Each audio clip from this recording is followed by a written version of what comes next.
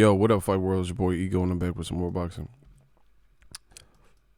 How's everybody doing? I told you we work around. This is our time, goddammit. We doing good. We working hard, doing good. Doing what we could, what we should.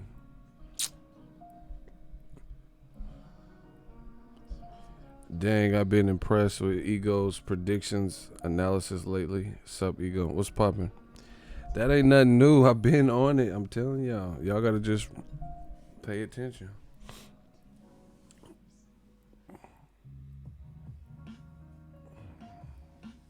You trying to spin it.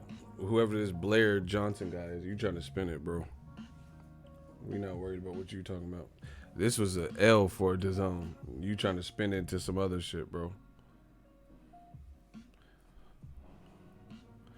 Look at Kenny Linder on you. Bro, we know they just be coming in saying whatever. You could try to spin. Katie Taylor lost. Tommy Quayle lost. Eddie Hearn got ran up on by AJ's pops. AJ lost horribly. This wasn't a good card. You know, I'm saying it's not a good card for Matchroom. You doing too much, bro. Like, this was not a good night for Eddie. You could spin it, you know, Barry Hearn, double down on the slave room comments. You could try to make this seem like a glorious time, you know. But to me, I think now they push for the immediate rematch. It's do or die time now. You doing too much. But good thing new media's here. Kenny Linder, that's what I'm saying, bro. These dudes is desperate. Let's just jump into the content.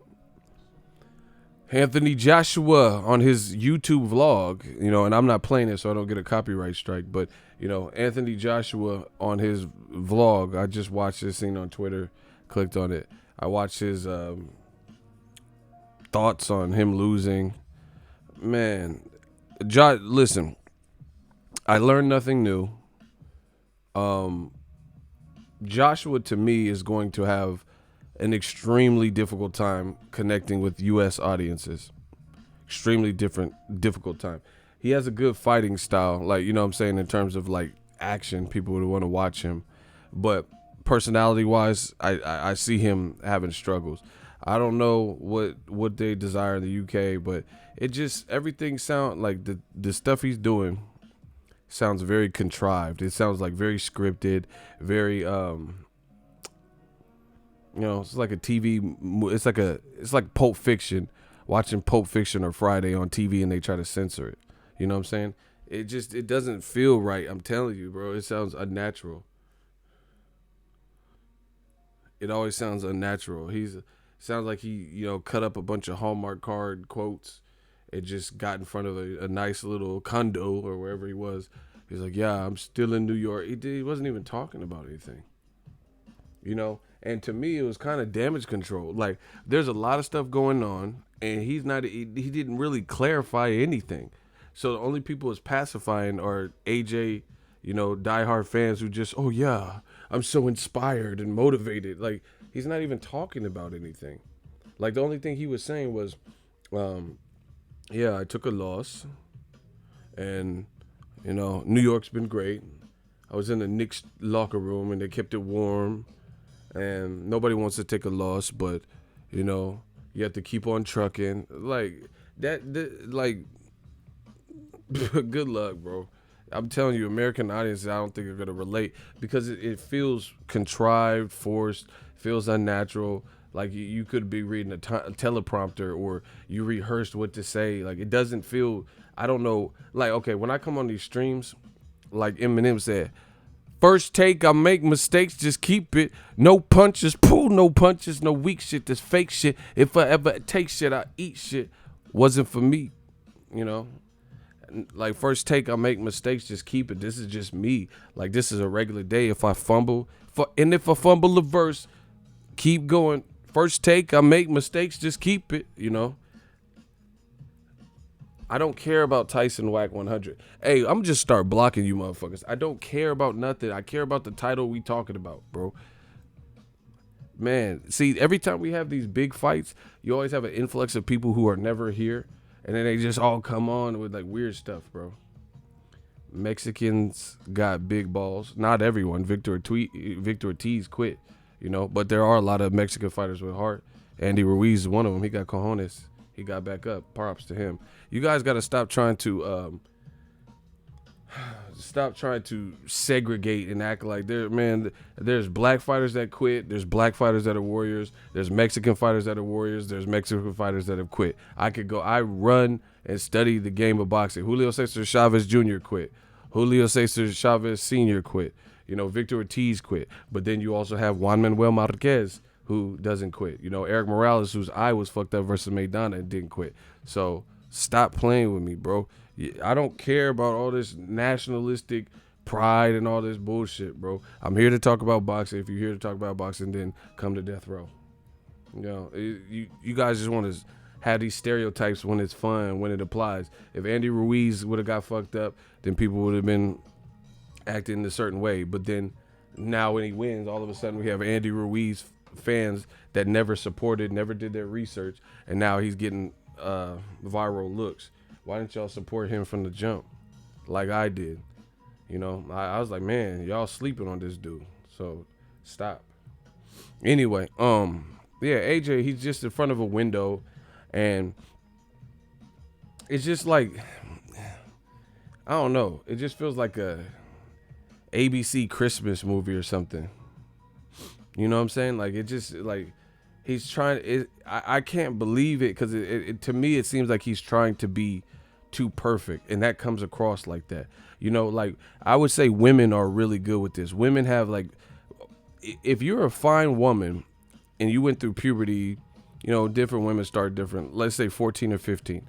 From that age where women start developing bodies and stuff, there's some older guy that has tried to holler at them when they're jogging or whatever. So the thing is, they become used to male attention, guys whistling, guys like and doing this type of bullshit. So women have, by and large, a built-in radar. And when this is a little piece of game for you youngins, you young boys and shit. When dudes come across and girls trying to get to know you, and you're being too, like, you're trying to be too perfect, that kind of makes the girl feel less comfortable. You feel what I'm saying? Makes her feel less comfortable just based on the fact that, it doesn't feel like you really, like, why are you trying to, it seems no one's perfect. That's for one. So when you come across as like, oh, why'd you break up with your ex-girlfriend? And you're like, oh, I don't really know why she left me. And, and you're like, you're always the victim in stories and stuff. It just doesn't seem real. Why'd you get fired from your job? Oh, I don't know. I don't know why they fired. And it doesn't seem real, when people are trying to get to know you and that type of stuff. So for women, their guards are going to be all the way up. If you always the victim, you always the one that, oh yeah, I loaned them money and then they never pay me back, and you're always the victim in every situation, because it seems like there's missing parts to the story. That's what is with Joshua. Joshua's whole image seems like kind of a front, like he's trying to be squeaky clean, and he got people in his room coaching him. Oh yeah, just talk about this and say this. It doesn't feel real. When I talk to Deontay Wilder, it feels real. It feels like I'm talking to a real person. When I talk, or when I not talk, but when I see AJ, it's like I'm hearing Siri. Oh yeah, man. Yeah, I would take the fight. I would love to have the fight in New York. You do. Why would you want to have the fight in New York? You just fought in New York, and then it didn't go your way. And he's talking about, yeah. Contrary to popular belief, I'd rather have he's like, I would love to have the fight in New York again. And then when the negotiations start and Al Heyman is like, yeah, let's do it in New York. And then Eddie Hearn is like, no, our contract says the UK. Why does Eddie Hearn keep talking about the UK? That's what I'm saying, bro. Why does Eddie Hearn keep talking about the UK in his interviews? He said, I hope the country gets behind Anthony Joshua now, and I want to fight in the UK. Why is he saying that? But then, squeaky clean AJ is talking about, yeah, I would love to come back to New York. If you come to New York, why don't you come to Cali then, where he's from? It just doesn't seem real. I don't know what it is. it seems like it's he's sitting by a window and trying to say what he thinks you want him to hear, what he thinks you want to hear. Oh yeah, props to Andy. Andy did it. It was Andy's night. He did the thing, and I understand being humble. I'm not saying he should, but it doesn't. It comes across as super flat, and it doesn't seem to me. I don't know how you. Yeah, do it in Mexico. I don't know how you guys perceive it, but that's me, my personal opinion. It comes across as really flat. And the other thing is, if you listen to it, it's about a 4-minute video. It ends really abruptly, and he says, "We got some rematch things in the some clauses, like the rematch clause, as you do, you know. I would love to have the fight in New York. It's like he's trying to. I don't know. I just get the feeling like he always try to walk on eggshells, bro. You know." Yeah, you seen 78 interview with Wilder after the fight. Straight real talk, 23-minute long. Love every minute. I didn't get to catch the end, but I listened to the beginning while I was driving. That's what I'm saying. I don't feel like he was like, just listen to me. And he's a big star or whatever, just lost. And he's like, yeah, I would never change. I would never change who I am. I always would never change for you guys. But you don't ever see Anthony Joshua showing love to, a YouTube channel or some shit like that, giving them an exclusive, unless it's somebody he's been working with for the dawn of time. When he's in the UK, when he's in the USA, it looks like he's scurrying off because he doesn't want to answer Blue Blood and Ness questions. Block. Man, y'all about to get blocked, bro. I don't care what these dudes are talking about. They've done enough talking, and they're always wrong. Yeah, so anyway, this looked worse. Just go watch it. It's on Anthony Joshua's page. I don't want to get a copyright strike again, so I can't show you this, but you guys watch it. Everything he's saying is he's not saying much of anything. He didn't say anything. It's a 4-minute video, and it's like I said, it feels like a bunch of Pinterest quotes or Hallmark quotes or some shit. Like, oh yeah, like I always say, don't let a loss get to your brain and the loss get to your heart. And like, it's just like a bunch of like quotes and stuff like that. It just doesn't seem, I don't care what nobody said, bro. It just, to me, it don't seem real. So I don't know how he's going to relate to the American crowd. Like, I don't know. He doesn't seem like a people person like that. He didn't really say anything. He was like you, like just little, okay. Listen, this ain't Steel Magnolias or some shit, bro. People have real life questions, right? People have real life questions about what went on. He skims past everything. Just go watch it. Every single thing that people had questions, he grazes over. He was like, yeah, just a lot of stuff, a lot of talk, a lot of people feel this way about what happened in camp and blah, blah, blah. Listen, guys, it was me. I was in the ring. It was my performance, and I didn't deliver a performance. Bro, what about the Joey Dueco shit? What about, you know what I'm saying? That's why it doesn't feel real, bro. It doesn't feel real. You know what people are saying. You know what people are saying. If it ain't true, why don't you say that? Say like, yeah, it's like cookie cutter. It's cookie cutter trying to be squeaky clean, and it comes across like that. You know what people are saying. You know what new media has said. You've seen the videos. You've seen the article. WBN wrote 5 articles about Joey Dueco and shit. Ain't one response to that. Did that happen? Did it not? Clear the air. You know what I'm saying? He was like, oh yeah, a lot of people, they're saying different stuff. Hey guys, it was me. It was I was the one that had to perform. It's like he's trying to sound too perfect. And I watch a lot of Forensic Files, people. That show will get you right. When the cops, like, let's say a spouse ends up dead, and then the person's story sounds all too perfect, and then they find out that they had something to do with it because they tried to map out, you know what I'm saying? Like it just sounded too, too perfect. Like, okay, you're saying he committed suicide. You walked in and the gun was right on the ground and everything's like, you know, what's the word when you set up the scene? Staged. When people try to act like their husband committed suicide, but then they look deeper and deeper into the forensic, they see the blood splatter. They're like, okay, he was left-handed, but he used his right hand to pull the trigger. You look at the little nuances and shit. Okay, he's a left-hander, but he just randomly decided to, off himself with the right hand. Like, it just little nuances when you look deeper and deeper. But the crime scene looks too perfect. It's like you're claiming he committed suicide, and then there's a pill jar on the bed with pills spilled out. Like, oh shit, he must have overdosed, and he was cloudy, and then he has pills in his system, bro. Just weird shit like that. That's how Joshua. That's how at least how it comes across. So it's that AJ has the personality of Sonny from iRobot.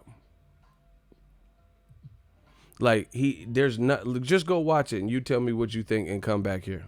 I'll be on here still. It's like 4 minutes. Go watch it and then come back, bro. He's not saying it. He's just saying a bunch of It was my responsibility. I came out. I was in the Knicks room.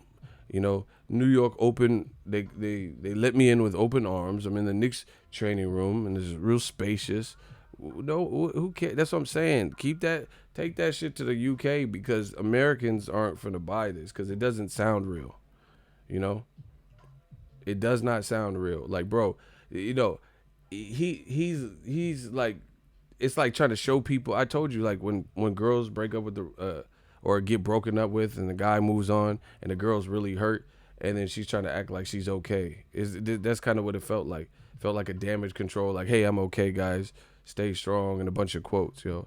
Never let a loss get to your heart, and never let a win, get to your brain. Like, what are you talking about, bro?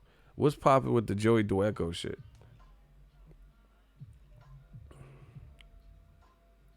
Look. He said he's a classy guy. Would you rather him be vulgar like Wilder? Yup, I would.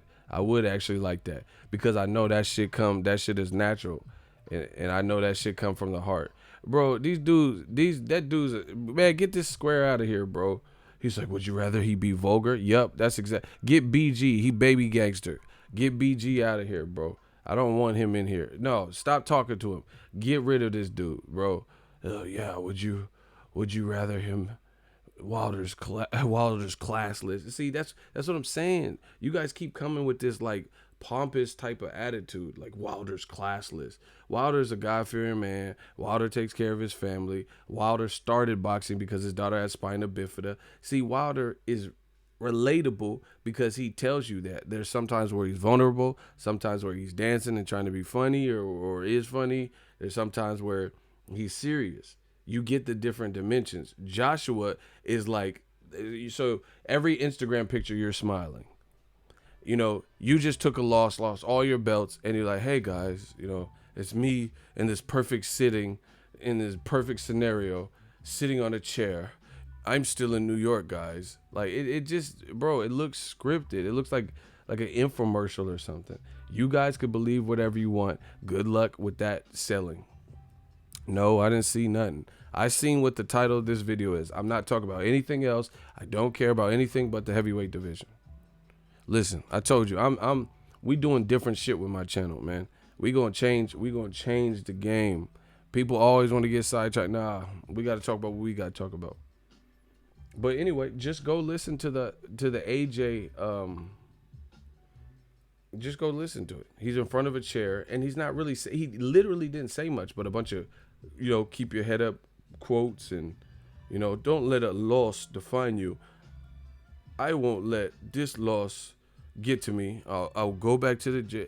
It sounds really robotic. It sounds really coach, and it sounds really forced. Oh, either way, I didn't see what he said, so it doesn't matter if he was talking about him. I heard some of the quotes. Ward said something like, "Too much muscles" or something. I don't know. See, that's what I'm saying. I didn't watch it, so I don't know exactly what he said. That's what I'm. See, look, that's what I'm saying. AJ don't even sound mad about losing. That's what I'm. It doesn't. It's like one of them movies or whatever where someone tries to come like Fatal Attraction or something like where the person tries to appear too perfect or something, and then they really have this dark past. It's like weird stuff like that. I'm not saying he has a dark past, but I'm just saying it just he coming across like you know. I see. What's the movie? There's a movie. It's like a horror movie called Mikey, and the little kid he was like a little kid. He was like bad like Chucky and shit, and he killed his family, and then he was in foster care and shit. You get what I'm saying? And then he was like really like a killer, and every time people like Problem Child and shit. That's another one. But there's a movie called like Mikey, and the kid was hella bad, killing his family and being in foster care and like killing neighbors and shit. But he was when people would talk to him, he looked like an innocent, like, oh yeah, no what? The Good Son, that's another one, exactly with Macaulay Culkin. But he's throwing Mr. Highway into the freeway, causing a 42 car pileup. But then around at dinner table and stuff, he's acting more normal.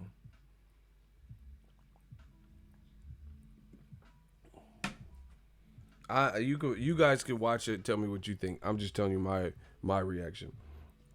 Joshua's personality seems stiff, and it sounds like he's trying to say what he thinks, people want to hear. Like he didn't even sound mad. Like he didn't even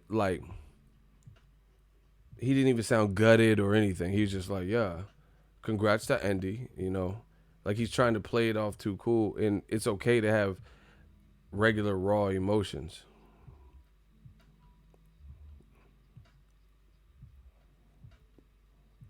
Ollie the fourth. It's all about the.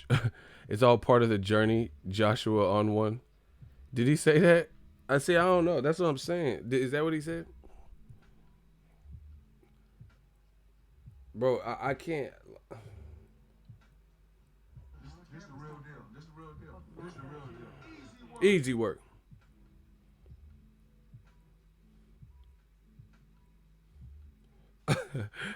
Lamont is a fool. He said Wilder said a nigga got to kill me to take my strap. That's what I'm saying.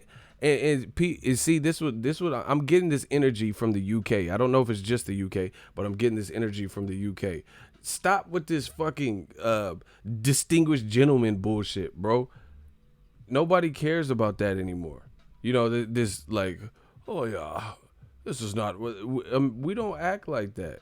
You know, like oh, Wilder is a hooligan because he's talking how he's talking. That's what I'm saying. That's why I don't think Joshua is gonna have an easy time resonating when his personality is like that because it doesn't make him approachable. It doesn't make him like integrated with the culture. Like I've seen just random in the hip hop world, people use Wilder bars in their battle rap. Like, man, I bomb on you, the bronze bomber, hit you like Stavern with no armor, karma, and they're doing battle rap schemes. Nobody's doing that about Joshua because he's not even really relatable. He's not relatable to American culture to me. Like he's trying. It's like he's trying to be who he thinks you want him to be. I never get the like. It doesn't feel like he's being himself. It just feels stiff. It feels robotic, personality wise. You get around the sweet scientist, and then you say, "Oh yeah, I'm gonna come out to Dipset." Hell yeah, Jewels, Dip, Santana set. Yeah, maybe that. Or I was thinking Biggie, and then you get around the people at the weigh-in, and you're talking about Sweet Caroline. Should I get Sweet Caroline or Frank Sinatra? That doesn't feel realistic. Come out to what you want to come out to. But why would you adapt what you want to come out to based on who you're in front of? That's why I can't believe any of this stuff. I am the same person. With like if someone said what's in my playlist, or what album am I feeling or something, it's not going to change. I'm not going to say, oh yeah, get in front of a white person and say I like Eminem, and then get around someone who's black and say, oh yeah, Eminem's trash, or pretend I don't like Eminem. I don't give a fuck what you like. I think Eminem can spit. That's just me. So I don't know. Maybe I'm weird, but I don't care what nobody's talking about. I don't care. Like I'm just telling you what I like. Joshua seems like he's trying to always search for the perfect words, and that makes him less relatable because it doesn't seem like Dwayne The Rock Johnson. I like him. I like The Rock. But if you listen to The Rock, he seems a lot looser. Like he'll be like, yeah, I just want to thank everyone who bought. I got these brand new headphones. Do you smell what The Rock is cooking? And he's like, oh shit, my dog just humped my leg. Sorry. Like he's like talking about regular shit. You know what I'm saying? This the real deal. Easy work. Joshua is like seems like charm school, like trying to be too prim and proper and too straight arrow. Rock will say some funny shit in the middle of like he's like, yeah, I want you guys to check out my new movie Jumanji, and don't worry about that little short son of a bitch Kevin Hart. Like he'll you know what I'm saying? Like he'll throw in some of his own personality no matter who he's with. Oh, I got this big ass cookie that I'm gonna eat, while I get this work done. Just listen to him. Joshua seems like uppity and stiff, like you know what I'm saying? Like it feels forced. I don't know what like look at little shit like that. Man, y'all don't some of y'all don't understand what I'm talking about. Joshua be wearing green do-rags riding through Miami. Why don't you wear a do-rag to the weigh-in? Why don't you wear a do-rag? When you ever seen Joshua have a do-rag to the Sky Sports interview? Broner does. Broner, he don't give a fuck what you talk about. If he want to wear a hat, if he want to wear a do-rag, he'll wear a do-rag. Has anyone ever seen Broner? Broner will have headphones on, do-rag. He don't give a fuck. He's doing what that's what makes Broner relatable. Because at least he if he's mad at Leonard Ellerby, he's gonna say something. If he's mad at Floyd, he's gonna say something. At least I know, that's how he's feeling at the moment. When Joshua, why don't you? He has a green do-rag riding through Miami on his Instagram story. Wear the green do-rag, to the weigh-in, and then just take it off. You don't see stuff like that because I feel like he's kind of conflicted as to who he is and who he wants to impress and the image and all that. Man, fuck all that. Reggie Stewart. This the real deal. This the real deal. This the real deal. Easy work. And I've even heard comments from AJ. He was like, yeah, like, oh, some people, I'm a heavyweight. I don't have to wear a bunch of gold chains. What are you talking about? He's like, yeah, cause Wilder wears a bunch of gold chains. What are you talking? That's what I'm saying. Y'all gotta stop with this like prim and proper shit. If Wilder feels like he wants to wear fucking slick Rick chains, what's that got to do with anything? That just seems uptight. It doesn't seem loose. Why are you worried about Wilder's jewelry? Who does it? Pacquiao don't even do that. You know what I'm saying? Pacquiao comes from another region too. He's from the Philippines. I never hear why does Adrian Broner have both ears pierced and a do-rag? And, like, you don't hear Pacquiao worried about that. But I've heard Joshua say stuff. Why does Wilder? He's like, oh, I'm not flashy like Wilder and rah rah rah and wearing jewelry. What does that mean? Slave room. Be you. That's why I don't believe it. You in front of a window like little orphan Annie and shit. Oh, I lost. Nobody wants to lose, but it's part of the journey. It just seems super, super forced. Yeah, losing is not a good, but I'm keeping my team. Rob McCracken, them guys, 10 years. We've all been together, and we do the loss together. Loss. And congrats to Andy Ruiz. Like, bro, you could be humble, but like that's what I'm saying. That UK shit or whatever the fuck this is not that's not what's going to make you sellable. And the funny thing is, they don't get it. These people keep leaving. Oh yeah, Walter's a goddamn hooligan, but the hooligan is going This the viral. real deal. This the real deal. This the real deal. Easy work. Wilder's going viral. So that's what I'm saying. Like people are acting uptight. Like let these guys be who they are. My thing is I don't feel like Joshua is being who he is. You know, because sometimes he seems like this way. Like man, get these. Oh my gosh, what the fuck is his name? Chris Bands, the fitness man. Yeah, go do some squats. Go do some squats. Get the fuck off my shit, bro. Arturo Shotty. Yeah, get him out of here. He said, "Quit hating, man. Why don't watch my shit? What the fuck? You a fitness instructor on my shit? Go do some muscle ups, motherfucker. Fuck what these dudes talking about. Do some Pilates. You on my shit? In between reps, hating in between sets and shit, bro. Get off my shit."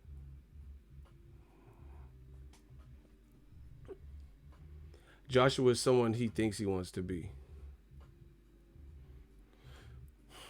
That's what I'm saying. You guys keep saying like that's what I'm saying. It's like a division. Like it's like a division. Like looking down upon people. That shit to me in America that is not the same. Like you come to the Bay, you come to Frisco, there are millionaires eating tuna tuna melts in Union Square, sitting down on their phone or something, and then you'll see a crackhead sleeping right next to it. You feel what I'm saying? And everybody's just chilling. So you got a crackhead digging in his ass all the way up there, just digging in that ass, and then you have a guy with the suit, who's works at a big corporation. We got Google and YouTube and shit out here, and he's sitting right next to it. And Joshua is like he's almost like he looks like just diva, like prima donna type. But the thing is, Joshua he shows almost elements of things he likes, but I notice he never shows that when he's next to Eddie Hearn. I notice he never does that when he's in front of Sky Sports. Like, okay, when Joshua taking trips to Jamaica, Beanie Man's there. And he's like, Zaga Zaga, oh, if I could be you, ghetto superstar, yeah, sugar, and he's doing karaoke and stuff. And I'm like, oh, okay, cool. But I never see that side of Joshua in certain scenarios. You know what I'm saying? That's weird. Like I'm the same person. Like I'm not saying everywhere I go I'm gonna, be doing Arnold or some shit. But I don't give a fuck if I'm in person and I'm hey, what are you doing? Like or mess with a waitress, like and make a joke or something. I'm not gonna be like a prude. Like oh, I'm doing this. It's not a show. This is who I am. But with Joshua, like I said, I see these elements of like kind of who he is, and I only see that on certain. It's like he has to hide it. You know what I'm saying? It's hard to explain without labeling a bunch of. But like I said, I seen him rapping and singing karaoke, in Jamaica next to Beanie Man. And he's like, oh yeah, but you don't see that side of him anywhere else.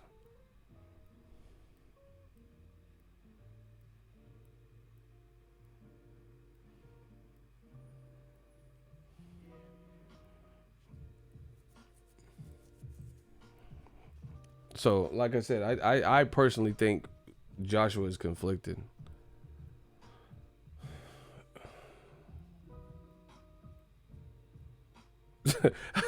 Hey, bro. Hey, see, hey, P. Good brought up the good ass question. He said, "Question: Why did Joshua have a do rag, but look like he don't even own a brush?" Hey, bro. Hey, you violate, bro. But see, that's what I'm saying. Like that's what I'm like. It's just weird. Like that's what I'm saying. I don't like. It's weird. His personality is kind of weird to me. I'm just being real. I'm not trying to be, rude or whatever. I'm being real. Like, bro, like, like he'll get the Full Metal Jacket haircut with no swag, like no lineup, but then you wearing do rags. It's just like I don't know. Maybe it's because I don't know what the UK. I don't know. Maybe they like parts of the culture or something, but they like parts of the American culture, but they don't know. That's why it's weird. Like my man just said, most people that have a do rag, they trying to get waves, they trying to lay their shit down, but maybe he sees people do it and he's just doing it, but he don't know why he's doing. Do you get what I'm saying? See, y'all playing, bro. Bro, he did not have a line. See, I'm being dead ass serious. That's why y'all laughing. That's why you laughing, because me and Goods is keeping it real, bro. He don't know what Murray's hair grease is. He's not trying to. It's like he don't even know what he's doing it for. He's just putting the do rag on or some shit. But then, like I said, I notice he don't always do that. See, I peep little stuff. Tank Davis will pull up to a press conference potentially with a do rag, or Broner or something like that, because they don't give a fuck. They just they got to do their press stuff, blah blah blah. And it's not just about do rags. Cause I know some of y'all dumb motherfuckers will. The Black Channel. Why do they always wear do rag? Why do the Black Channels always want to do it? The Black Channel. That motherfucker never owned Murray's in his life. And then my man said he don't have a hairbrush, no lineup. But then he's like, you're wearing a do-rag like for sport or something. Like, that's what I'm saying. It just, I don't know, man. It's just a weird feeling. Like at the 24-hour fitness, there'll be people who come to hoop and they got like headbands, and then they got the 2 wristbands, and then they got the spandex joint like they LeBron. They got Pat Ewing knee braces and shit, and then they got like British Knights, and they look like fitted up like Will Ferrell and semi-pro or something. You're like, what the fuck? They really coming to ball. And then they bring their own balls, like 2 balls and shit. Like, oh shit, this motherfucker raw. You thinking they gonna be raw, and then they throwing up air balls and brick. You're like, what the fuck? You got all that shit on? You got a above the rim t-shirt on and stuff. And I'm like, you know what I'm saying? It looks like you would be raw. You would be Allen Iverson with it. They got Iverson braids and shit. Like, you don't even have to. That's what I'm saying. It's like it's like almost like fitted. I don't know, man.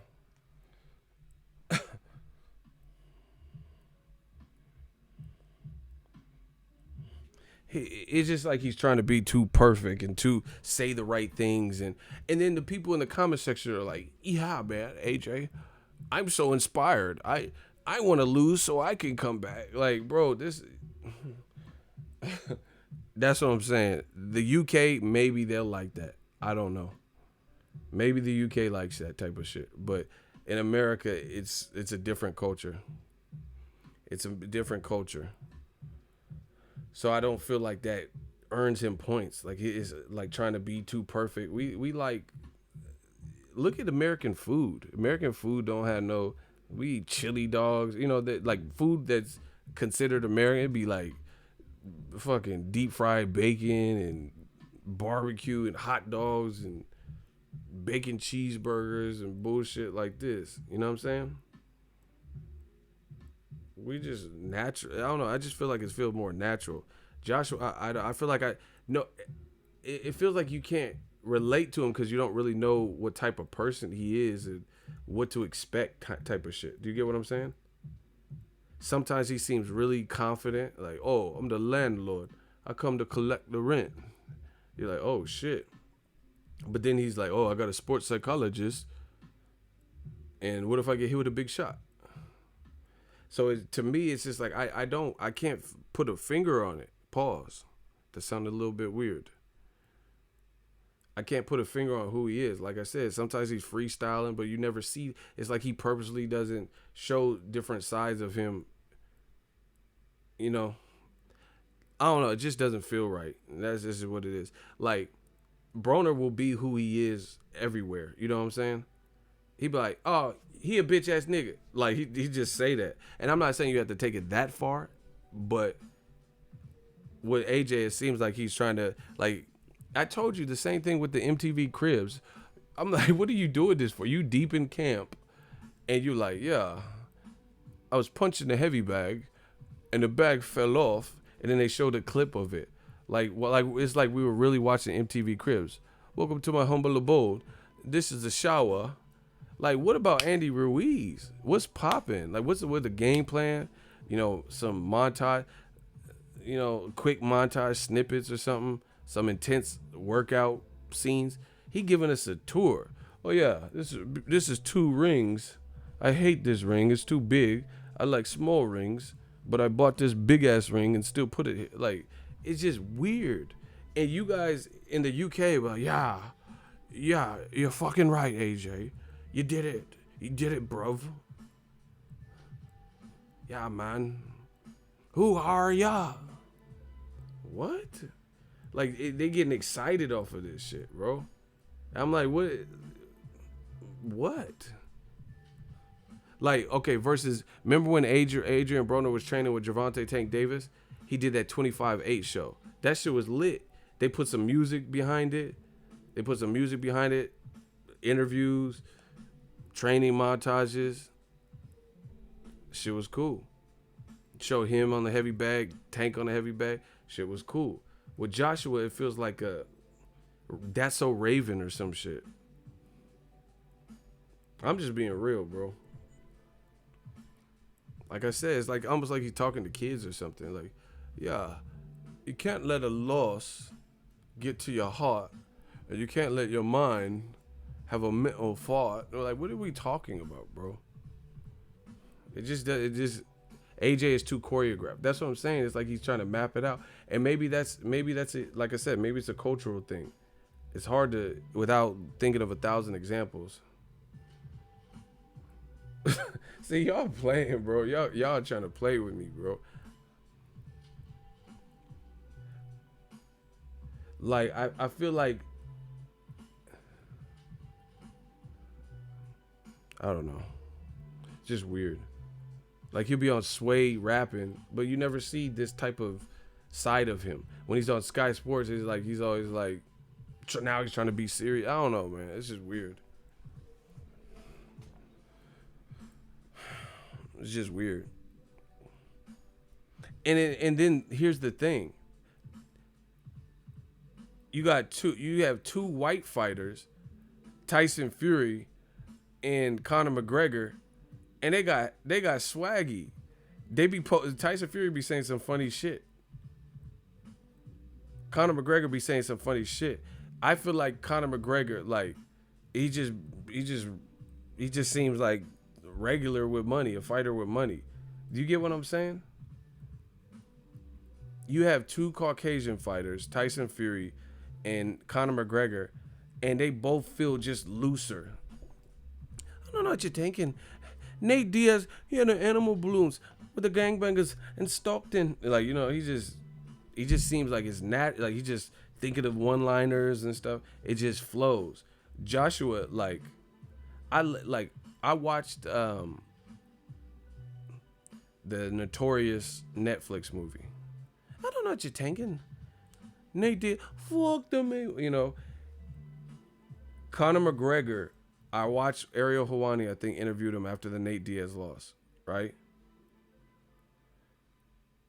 And you could see that he was upset. He was like, I got some thinking to do, and like he was just, it seemed more like the reaction you would see from someone. He wasn't flipping out and going crazy or nothing like that, but he was like, I will get back to the gym, and he was just regular. It just, to me, what I would imagine regular.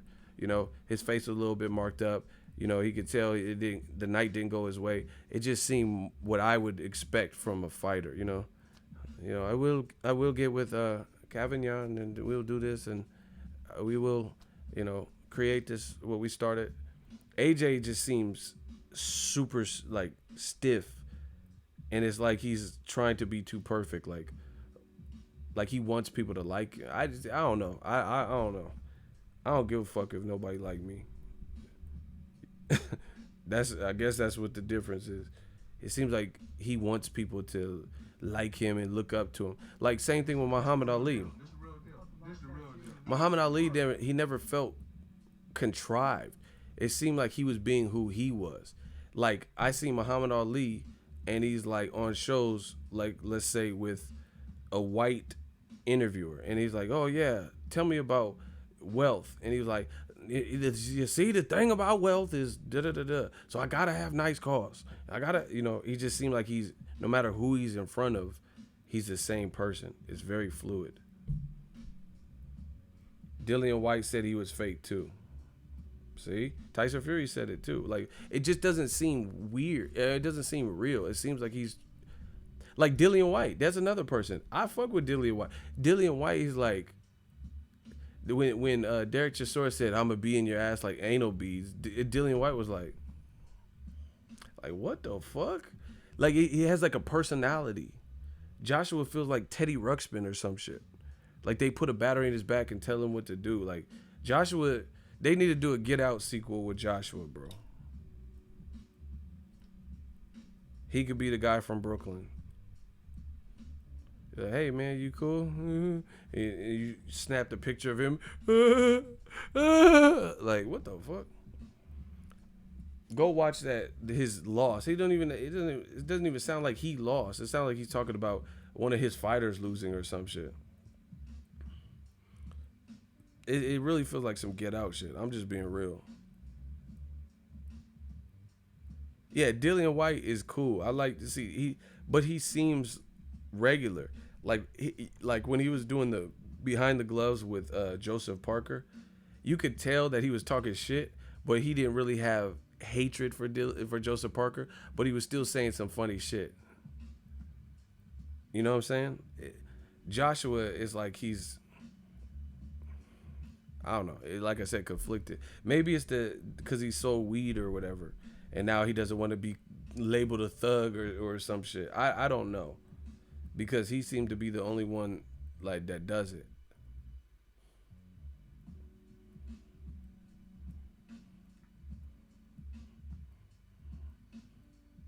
I don't know if he just doesn't want people to judge him or he wants people to feel like he's reformed. Like just weird. I don't know. I got to be able to relate to certain things. Like Joshua, they asked him about if somebody is racist, what do you do? And he says you put your arm around them and explain why you're not that bad. Man, what the fuck? What black person ever said that, bro? That feels weird. I'm sorry. I don't know what else to tell y'all, bro. He says if someone says something racist or they're being racist, then you put your arm around them and you try to explain to them, why that's uncool or some shit. What? Who does it, bro? So someone's like, "Get off my lawn, you! Arr! Get off!" And they burning crosses or your shit, and you're like, "Hey, bud, why'd you burn the cross, huh?" Hell nah, bro. Why you burn a cross on my lawn? I mean, was that necessary? Like, I ain't reasoning with nothing. Ah man, you talking about y'all got me fucked up, bro. Y'all really got me fucked up. He's like, yo, racism. You have to let them know what they did wrong. I ain't letting them know shit, bro. I might get that Glock on them. I might pull up with the stick. You talking about let them know, bro? I ain't letting them know nothing. Where? Let me find a quote. It said, "How would you deal with racism, bro? That's not relatable. Ask Wilder that. That motherfucker will to this day you in a heartbeat." Anthony Joshua praises Raheem Sterling. Look, look. See? CNN. Anthony Joshua on combating racism. Our parents' generation has been sleeping. Whatever that means.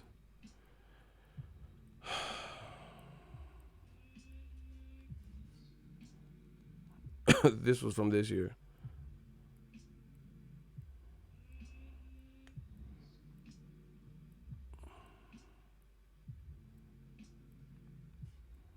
Why do I think it's taking so long to find out? I feel like our parents' generation have been sleeping to a certain degree, conditioned to be scared to speak up about certain issues. However, I feel like the next generation is now being able to access a lot more information and understanding of certain topics where they are now becoming smarter, wiser, and sharper, and being able to discuss certain situations. So it's not just about what someone's telling you, it's about what you've researched as well, so you can counter the argument.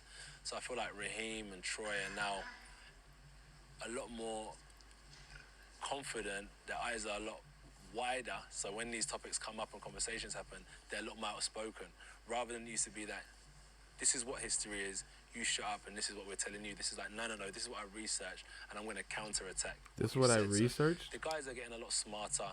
It's not just about kicking a football anymore and being a good footballer, it's about being an ambassador of football. And with these certain ambassadorial roles, carry responsibilities, and it comes in all different shapes and forms. Hey, did he just say feel like ambassadorial roles? Is that a word? To access a lot Is ambassadorial a word? of information and understanding of certain topics where they are now becoming smarter, wiser, and sharper, and being able to discuss certain situations. So it's Ambassadorial? not just about what someone's telling you; it's about what you've researched as well, so you can counter the argument. So I feel like Raheem and Troy are now a lot more confident. Their eyes are a lot wider, so when these topics come up and conversations happen, they're a lot more outspoken, rather than it used to be that this is what history is, you shut up and this is what we're telling you. This is like, no, this is what I researched and I'm going to counter-attack what you said. So the guys are getting a lot smarter. It's not just about kicking a football anymore and being a good footballer, it's about being an ambassador of football. And with these certain ambassadorial roles, carry responsibilities, and it comes in all different shapes and forms, and I would say they're all doing a good job.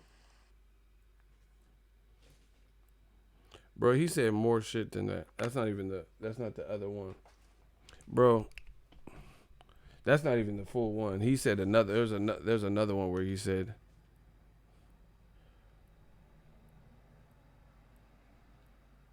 block Joseph W. Fuck you. Get off my shit. Don't need you. Don't care. Bro, get these dudes off of here.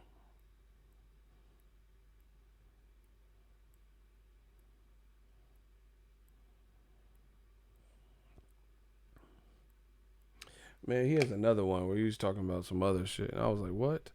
Okay.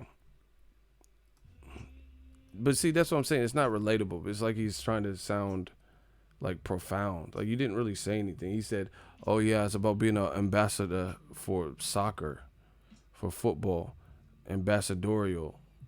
You know, the previous generation were sleeping. What are you talking? Our parents were sleeping? What does that even mean? But now there's information that sounds like a Miss America. You know, when they ask them like, how would you end world hunger? That's what it sounds like. And they're like, you know, how would you end world hunger in all the states? You know, world hunger is not. It's there's children malnourished. They're hungry. Like what? Like they just them Miss America bitches be just saying whatever, bro. Like, and they don't really have a real answer. Don't be stupid. We all gotta eat. Like, what are you talking about? I don't know, bro. Did you notice AJ with his hands down into round 6? No, I don't know what you mean. Like, how would you end world hunger? You know, hunger, it's when the food is deprived. Everybody's hungry. Everybody's hungry. Why would you deprive them of food? Like, what the fuck are you talking? What is this answer? What are you saying, really? You know? I just want some Cheez-Its. I want some Cheez-Its. White cheddar Cheez-Its.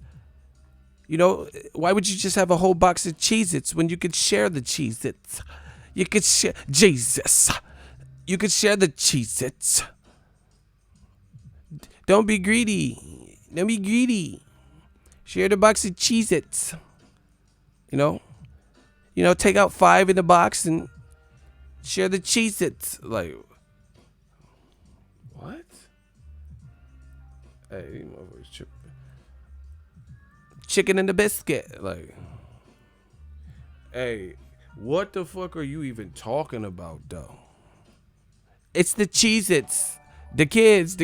Like, oh, bro, I don't know. Maybe I'm the maniac, but I can't understand what he's talking about. He's talking about like, when people are being racist, do research. So if you in the civil rights movement and a fucking KKK throw that big ass stone at you. Oh shit. Oh, hold on. Let me go to the library, do some research. Hey, bro, what? They just threw a stone at your head. You looking like Mount Rushmore the way they threw that stone at your head, bro. They threw a stone at your head like Mount Rushmore. Bars. You know, you looking like Stonehenge, and you gonna go to the library and do research. What are you talking about, bro? What are you talking about? Get off. Get out of here. Skedaddle. You know, the KKK coming. You talking about do research. What? That's what I'm saying, man. It's different in America. I ain't doing no fucking research. What do we got to research? So you you you you walk outside. There's a cross burning on your lawn, and you go just let me research what this means. Like, man, ain't no fucking research, bro. Burn that cross, bro. You better be off the lawn, bro. I'm gonna be on some Clint Eastwood Gran Torino. I'm coming. Get off my lawn, bro. Burn that cross, bro. It's on.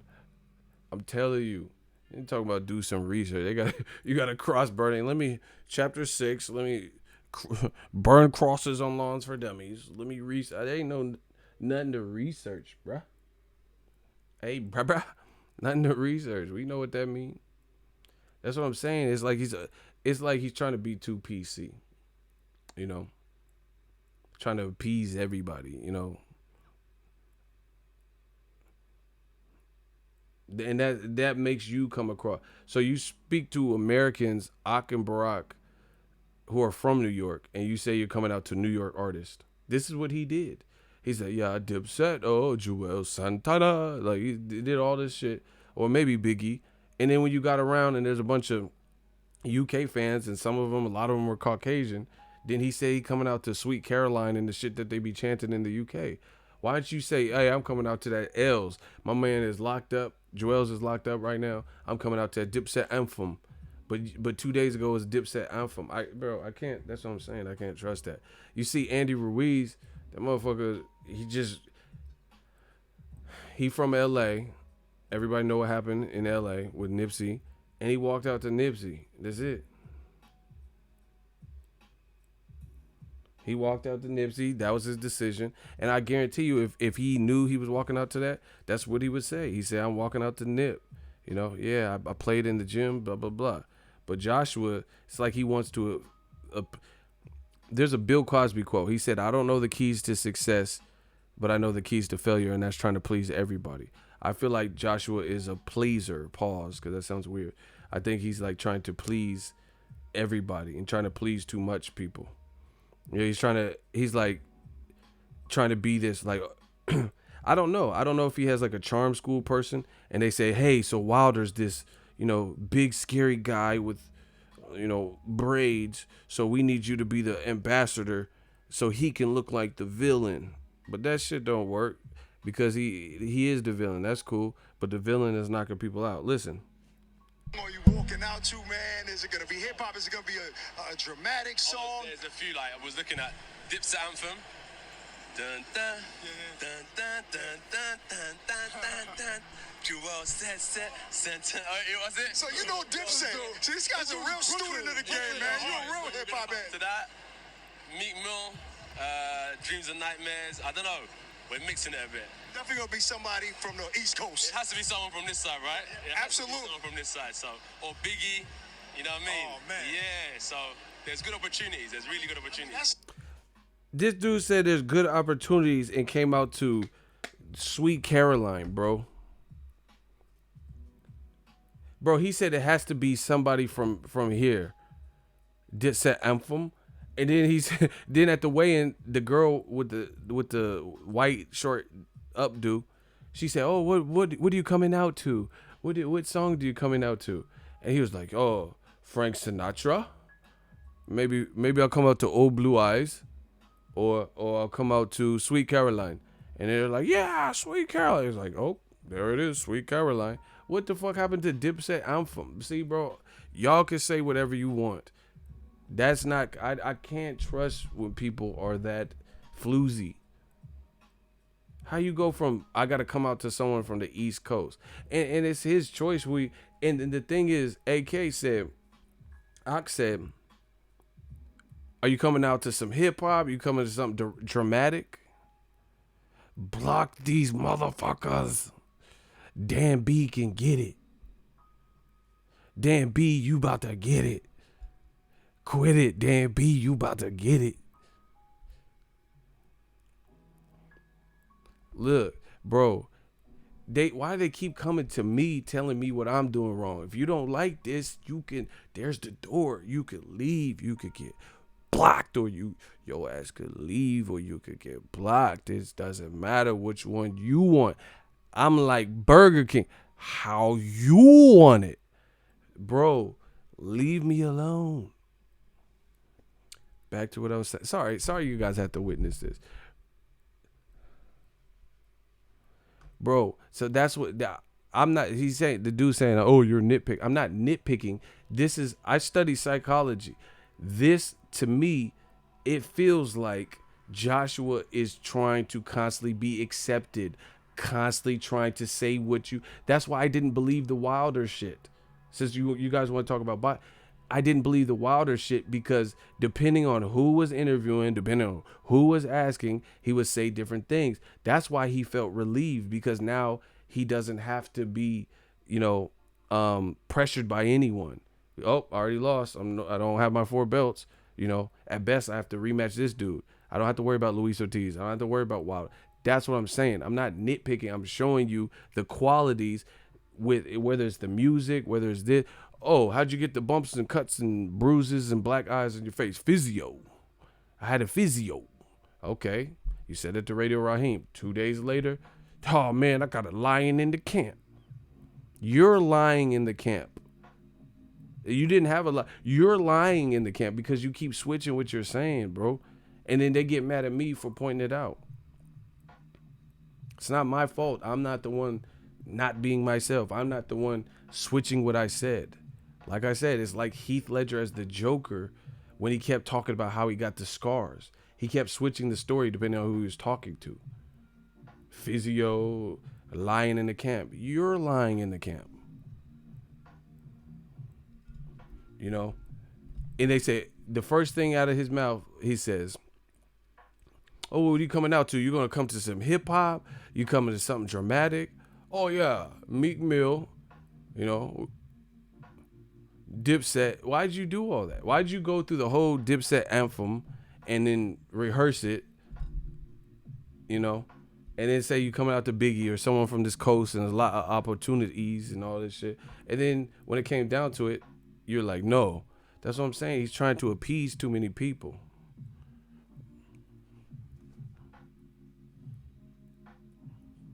That's what it is. It's like begging for acceptance, bro. I'll tell y'all straight up. See, this is why some people don't they can't deal with Aries, because I'm very direct. I'm very direct. If I have a problem, if I feel a type of way, I'm direct. But that's what you getting with me. You getting pure directness. So there's nothing to be read between the lines. There's nothing to question. There's nothing. I don't leave you scratching your head. I'll tell you. I'll say straight. Have you not heard me say, hey, I'm staying to this topic. I want to talk about the heavyweight division. I'm not worried about, Keith Thurman in this stream. I say it. There's nothing to be confused about. I told you, I'm not talking about X, Y, and Z. I want to talk about the heavyweight division. Done. There's nothing to be conflicted about, or, oh, does he want to talk about this? I tell you straight up, it's my channel, and certain streams I want to hone in. It seems like Joshua's always trying to please someone. That's why he felt lifted, because he didn't. Who's pressuring him to fight Wilder right now? Nobody, because we all know he just lost. So he got to get that back. So it's like a weight has been lifted. He was being pressured to fight Wilder. Pressured. He told you what he wanted. He said 2018, 2019, 2020, when he feels he has the best opportunity to beat him. Everyone forgets that. That was the first real major statement that he made that went viral about Wilder.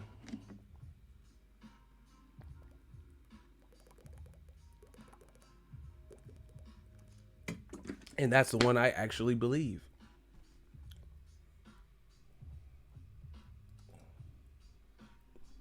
That's what I actually believe. He wanted to just listen. The clues are all. Joshua leaves breadcrumbs.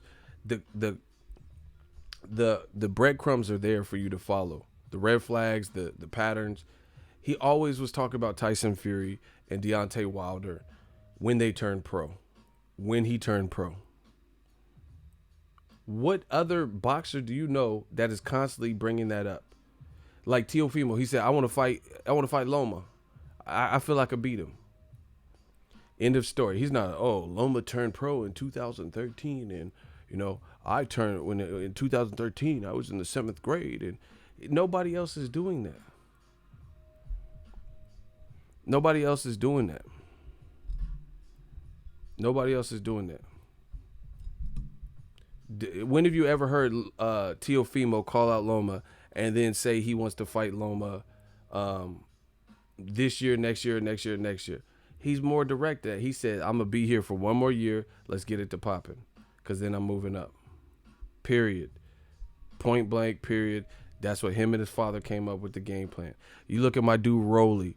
Rolly says, "I want to knock out Ryan Garcia. Let's make the fight, Oscar." End of story. He's not saying, "Oh, I'll fight Ryan Garcia this year, this year, this year." He might say like, "Oh, politics might the fight not happen." But if you ask him directly, if it's up to you, my dude Rolly is finna just tell you, "I want to fight Ryan Garcia. Y'all seen the sparring? Let's get it." Period.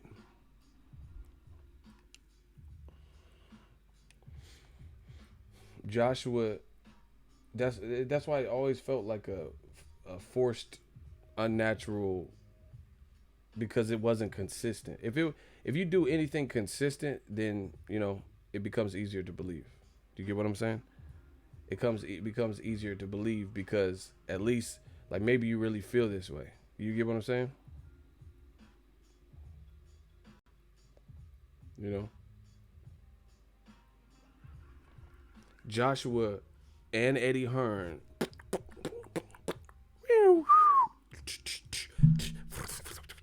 everywhere. One day they're saying this, one day they're saying this. Contradictions, bro. And the thing is this: Joshua's in a bad spot, y'all. He did this little, I feel okay, and you know, I'm still the same me. I'm still the same me type of video. It just sounded like a Hallmark card to me. It really did. Joshua said he's not changing his trainer, so that's his business. So what I feel is irrelevant. He said in that Hallmark card video, he said he ain't changed his trainer. So it doesn't matter. That's what he's. But see, actually, I will say this: if he wanted to change his trainer, he should have already did it before this fight, because at the point of this, he wasn't. There's nothing the trainer could have done to save him for what happened. That was a decision he made. He hurt Ruiz and he got greedy. So what? Unless the trainer was finna jump in the ring and help him hit Ruiz, there's really not anything any been able to do in that minute. You know. And one thing that bro, this is Eddie Hearn is he a gambling man, because this is to judge to determine that you're doing a rematch that quick.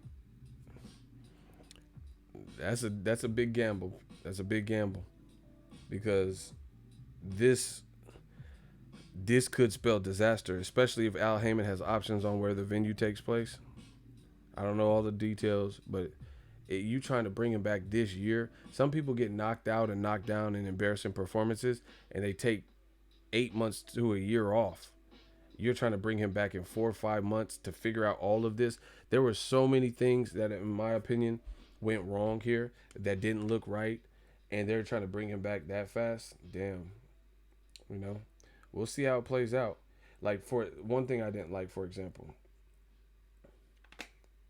Joshua was like talking back to his corner and like asking his own questions. Like, that to me, that shows a lack of mental focus, because You're the fighter. You just got knocked down and hurt. You have to be and remain calm. See, that's what I'm saying. So, what was the point of the Navy SEAL thing? Do you get what I'm saying?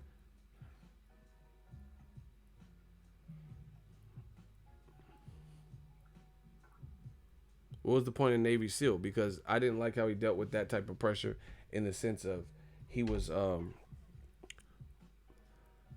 they were trying to tell him whatever they were trying to tell him. I don't remember what their instructions were. But he was like, "Why do I feel like this?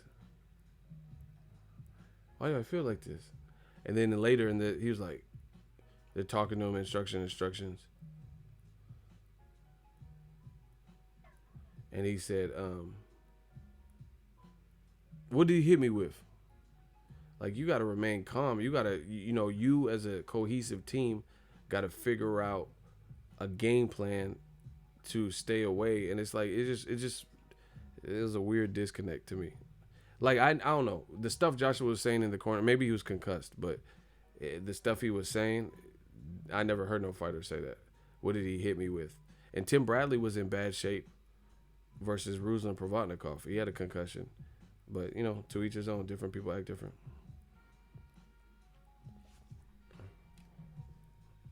He said, plus, if Joshua was really concussed before the fight, it's criminal to put him back in the ring.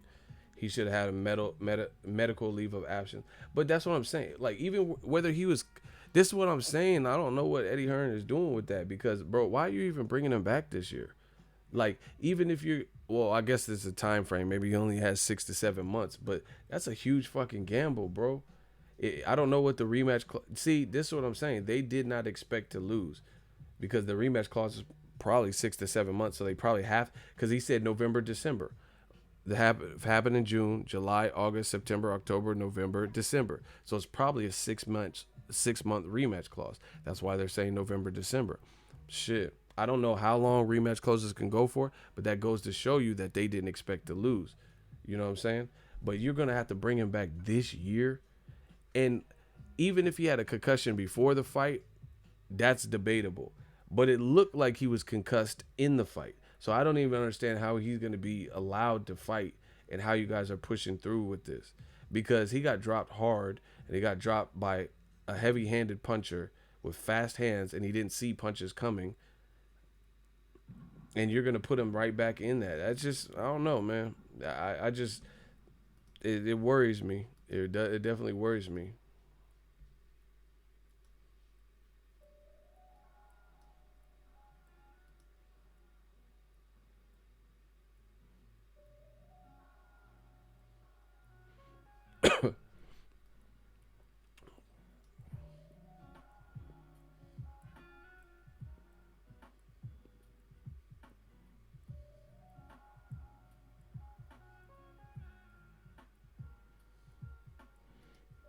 Yeah. And see, like it just spells disaster, people. The way I'm seeing it, it spells disaster. Because, like, you're in there with someone who beat you, whose confidence should be through the roof now. Because he likes the feeling of that respect that he's getting and all that. What are you going to do? See, it's like, okay, same thing happened to Ronda Rousey. It's just the only thing, it was different opponents. Ronda Rousey, she got knocked out by Holly Holm. I know it's the UFC, but still. Knocked out by Holly Holm. Her next fight back was Amanda Nunes, who was destroying bitches and is still destroying bitches. That's horrible. No tune up, no nothing, just straight into that. And the thing is, because she was like mentally broken from getting kicked in the head, I heard she already didn't like tough, rough sparring. Imagine what that did to her psyche. Joshua, because like the thing is, people smell fear, especially fighters. So if Joshua, it's just bad, man. You have to get your confidence back, you know. And if he, like, okay, let's say he's super tentative to engage, right? Andy Ruiz is gonna sense that. He already knows he can hurt him. He gonna sense that. And what I've seen in the past is fighters, they freeze up more, and then they start taking flesh shots, and then they start revisiting what already happened to them, and then they freeze up, and then the rest is history. Like it's like once that confidence is shot, it's hard to just jump right in and forget it because look at it. Just put it like this. I'm trying to think of an example for you. If you just did anything that reminded you of a tumultuous or bad time, a torrid time, you get what I'm saying? That you don't want anything to remind you of that. Like if say there's a woman that was in an abusive relationship and she got out of it and then she's with another dude, and then you guys are arguing and then he's making sudden moves, that might remind her of that situation. So it's the same thing kind of with these fighters. If Andy Ruiz cracks Joshua with the first shot, it could set him into a frenzy. Oh shit, oh shit, oh shit, because he knows what happened. You haven't given yourself basically time to forget that, because you're going right back into the lion's den. This is just a dangerous scenario for Joshua. It's just a dangerous scenario. And then if you already struggle with pressure and what if he hits me? What you've already told people that it's already you don't think Andy Ruiz know how to read?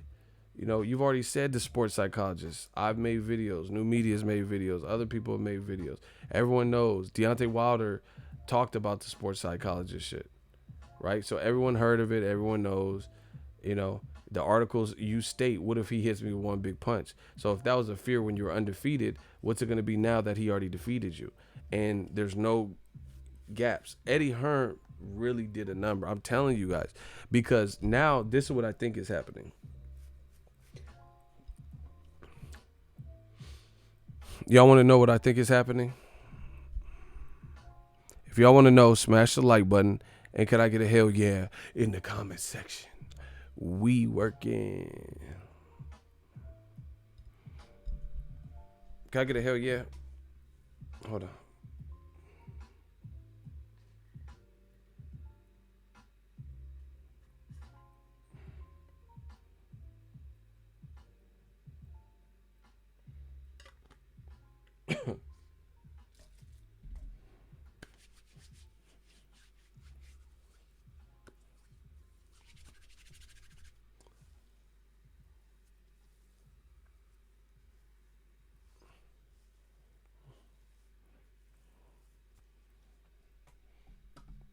Hold on, yo.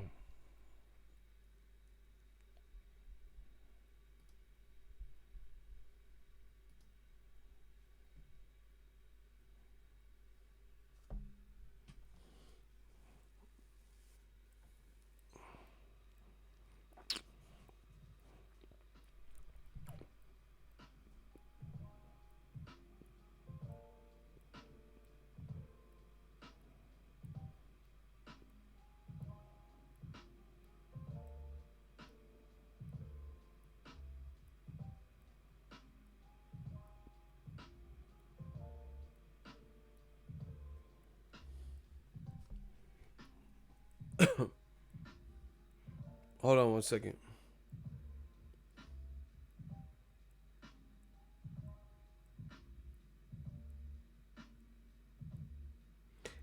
Is the chat freezing?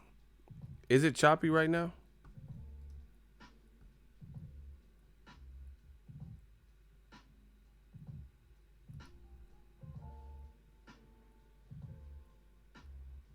On my side, it looks like it's tripping.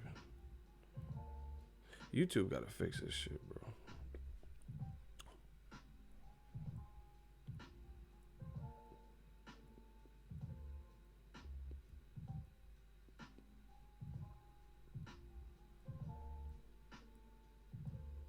Okay, I'm just gonna keep going. Looks like we good.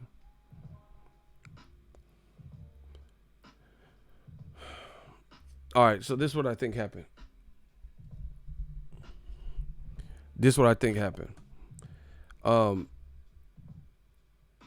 Like I said in the 7 reasons, the power of underestimation. That's what it is. I think it's the power of underestimation. They didn't think there was any way Andy Ruiz was really gonna win, and then when they see like Joshua maybe had a bad camp with the alleged and he got knocked out in sparring and stuff like that. They still pushed forward or whatever. The fight happened, and even with he said he. Oh, here's another thing. In this little hallmark thing, they need to stop having Joshua interview people,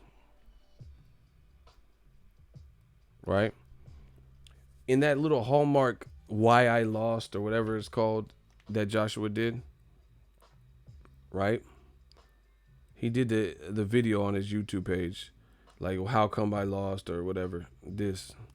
It said my loss from my side. This type of stuff, and he's by this window, explaining why he lost and or whatever. A moment to reflect with you now that the dust has settled, or whatever. So in this video, like, who even does that? Like, I don't know. That's just weird. Like, makes a vlog style video. I don't know. To me, that's kind of weird. Like, not like a reporter interviewing you. You do your own. Yeah, this is why I lost, guys. Like, that's kind of weird. I haven't seen it done.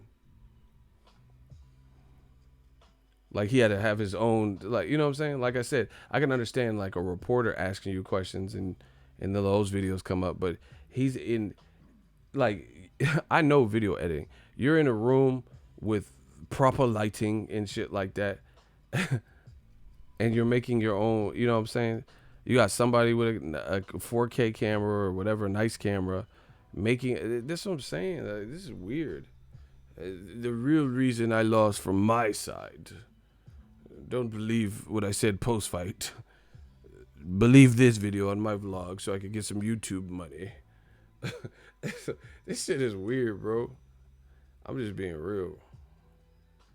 It said, in the UK be loving it. Yeah, tell us how you lost. Y'all be loving this shit, bro. They be like, tell us how you lost and reflect for us. God damn it, reflect for, like, what? The UK be loving it, singing songs and shit. Give us that reflection.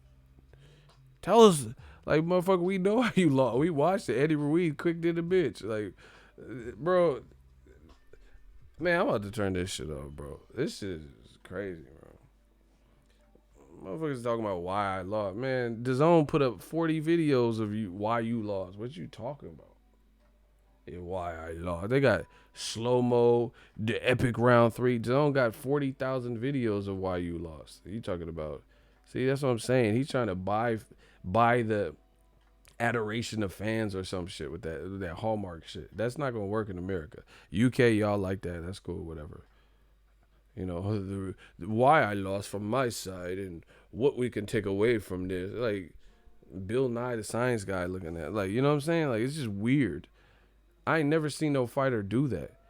Like, remember when Mayweather beat Canelo ass? I ain't never seen Canelo. I was born ready.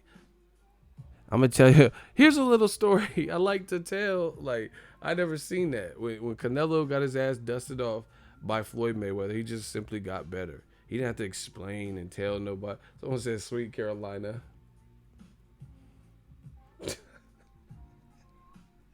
Y'all ain't shit. Somebody said Sweet Carolina.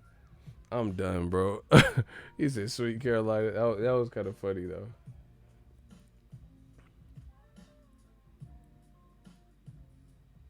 Yeah, he think he Will Smith with the vlogs and shit. And tell you how I became a prince of a town called Bel Air. I pull up to the house in West Philadelphia, born and raised on the playground is where I spent most of my days chilling with AJ and them. Like, when a couple of guys that were up to no good started making trouble in my neighborhood. I got in one little fight and Andy Ruiz got scared. She said, "You move it with you." Like, bro, what are you? I pull up to Madison Square about 11 or 8. Anyway, so he's reflecting or whatever you guys like. Tell us about the laws. Give us some quotes. Give us some quotables.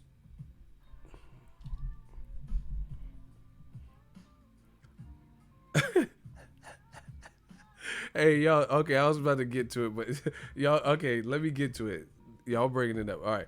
So anyway, Joshua would be having these Freudian slips. He was like, "Yeah, a lot was made about what happened," and then I thought he was gonna talk about the Joey Dwecko shit. He completely skims over that. He's like, "Yeah, a lot of it was made about what happened before, after the fight." Listen, guys, this is me. I'm not gonna change. Me, I took the loss. Yeah, but what's up with the sparring? Your pops was angry. The Joey DeWacko, Yajit Yibble. What's up with any of that? That's why it doesn't feel real. Why was your pops bugging out? You didn't tell us anything. You got a whole, DAZN camera crew. You know, fucking Peter McKinnon film festival, filming you in a hotel room, and you didn't even say anything but a bunch of quotes. Yeah, don't take the loss to heart, take the heart to loss. So what are you talking about? What happened to your dad? Why was he angry? Why was Eddie Hearn looking shook when your dad was charging him? What about the Joey DeWecko? Like, do you know what the rumors are? He knows, which is why he made it. This is why I said a Freudian slip. This is why I said it sounds like a front. This is why I said it sounds unbelievable, because it's all peachy keen. It's just too squeaky clean.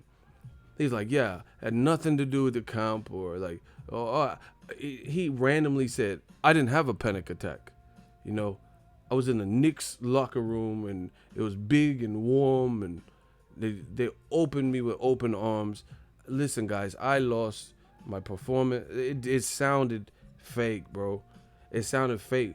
Okay, you lost. That's cool, but why was your dad angry? Why was Pops angry? Biggie, what happened? What happened, Biggie? What happened? I just, it doesn't sound real. He skimmed over the Joey Dwight. You know what the rumors are. He didn't address anything. That's what I'm saying. It like he made it like he was gonna do a tell-all. That's why, exactly, damage control. That's why it feels like that. Just like the other shit when Wilder was smoking them out and it didn't feel organic. He didn't say anything, and he said, "Oh yeah, I didn't have a panic attack." But why do you seem so regular now? But when you're walking out, people are like, "What the fuck? What's wrong with him?" Biggie, what happened? That's what I'm saying. Joshua must really, like, the thing that I don't like, it's an insult to everybody's intelligence. Look, shout out to my guy with boxing memes. Look, he posted this. He's getting a massage and shit. He was looking spaced out. Doing his eyebrows, like, looking all, look. Full credit to Andy for the job well done. I remember looking at AJ as they did the introduction and saying to myself, damn, he looks off. What do you guys think? Full credit to Andy for being a better man. Look. Fidgeting with your mouthpiece. What was that? Biggie, what happened? Look, I was like, he crying in it. Look. Did that look convincing? He said,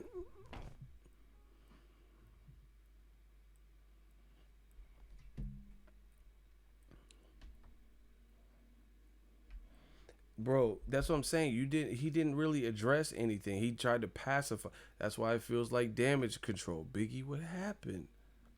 It doesn't seem real. You didn't go like, okay. Deontay the Bronze Bomber Wilder. He says, I'm the realest champ in the business, right? I got an email from PBC 2 days after the fight or whatever that there was a conference call on Monday. And if I wanted to join, here is the information. I did a live and I was on the conference call. Deontay Wilder, he didn't come across like this Della Reese touched by an angel. He said, oh, it was a good fight and I just want to run it back. I don't know why anyone would feel, I don't want the rematch. I seen everything he was doing, but I swear I was trying to hit him and I thought I was thinking too much. Maybe it was the pay-per-view. Bro, he was literally breaking down and it was on a human level. Like that's why he says I'm the realest champ in the business, because you can understand, you can relate. He said I was overshooting my shots, and I knew I was doing it, but I don't know what it was. It was my first pay-per-view, but listen, I'm here to do it again. Tyson Fury, he's a good fighter, and I blah blah blah. That seemed real to me because he was humble. He talked about like the 12th round. He talked about how he was overshooting his shots, and like he said, I could see everything he was doing, but I wasn't landing my shots like I wanted to. Maybe the moment got too big, blah blah blah. Joshua seems like damage control. Got makeup on and a perfect studio setting and stuff. Like Joshua never does like goes on Instagram live or something, and then he just and then do that where people can leave questions, because he's not built for that. I'm telling you, he's not built for that type of criticism. He's not built for that non-scripted shit. Deontay Wilder would go on his Instagram live. I've seen him, and just start talking and rapping to people. They wouldn't do that with Joshua. I'm talking about straight out. Don't talk to Rob McCracken, Eddie Hearn, and nothing. Nobody coach you. Just go straight from here to get on and go on Instagram live and just start talking. It's like he's reading cue cards and stuff like that, bro. It's easy to see. He being coached, or he's someone told, because he out of nowhere, these Freudian slips. He said, I didn't have a panic attack, I don't, and then he just didn't talk about it anymore. So no explanation for why other people in Instagram pages, that boxing memes, that's my guy. He got like 300,000 followers or some shit, right? 386,000 followers, and he's been in boxing for like covering boxing on Instagram and stuff, and had a popular page. And he's like, man, I remember he was looking weird.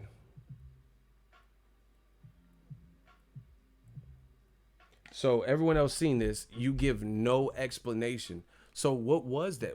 So that's what I'm saying. It comes across as more disrespectful because it doesn't feel like you're telling the truth, and you don't give anyone any clarity as to what the truth is.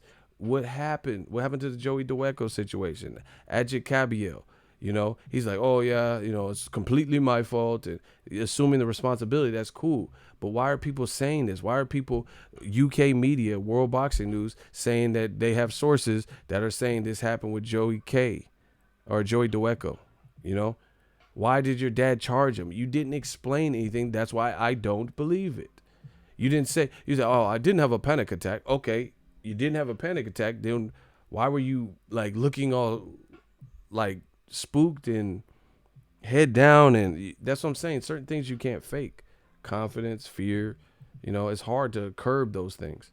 I've been fearful, like do a public speech and I know I'm not prepared or some shit like that. That's the worst, when I know I'm not prepared and I have to get in front of the class and talk or some shit. It's hard. It's hard to not look. That's why Joshua is not relatable. He's not relatable because it always seems like this.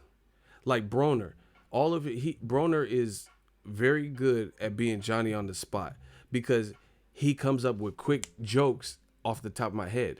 Joshua would tell dad jokes or some shit, like some jokes he read off the internet. He like memorized them. It's different, where you'll be talking to Broner and he'll say some funny shit off the cuff. Like this, I remember I was in front of Broner interviewing him. Oh, we all were. It was like after his press conference. And this dude was asking weird questions. He's like, hey, man, what's your name? Oh, man, AB, what's your name? And the dude said, Yuri. He's like, but he was kind of timid. So he said, Yuri. He said, what? Urine? Hey, what's your name? Urine? Hey, man, you pissing me off. He said, this man's name is Urine. And he just started roasting the dude.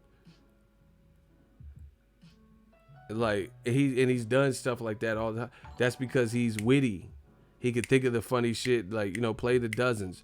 Joshua seems like stiff and uptight. Like, he can't come up with witty stuff. That's why when people are asking questions that he don't expect, you always get a weird answer.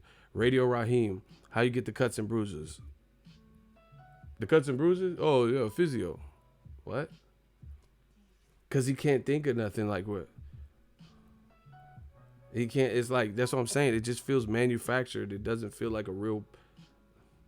Nah, you can't say it's because it's from the UK because Dillian White don't do that.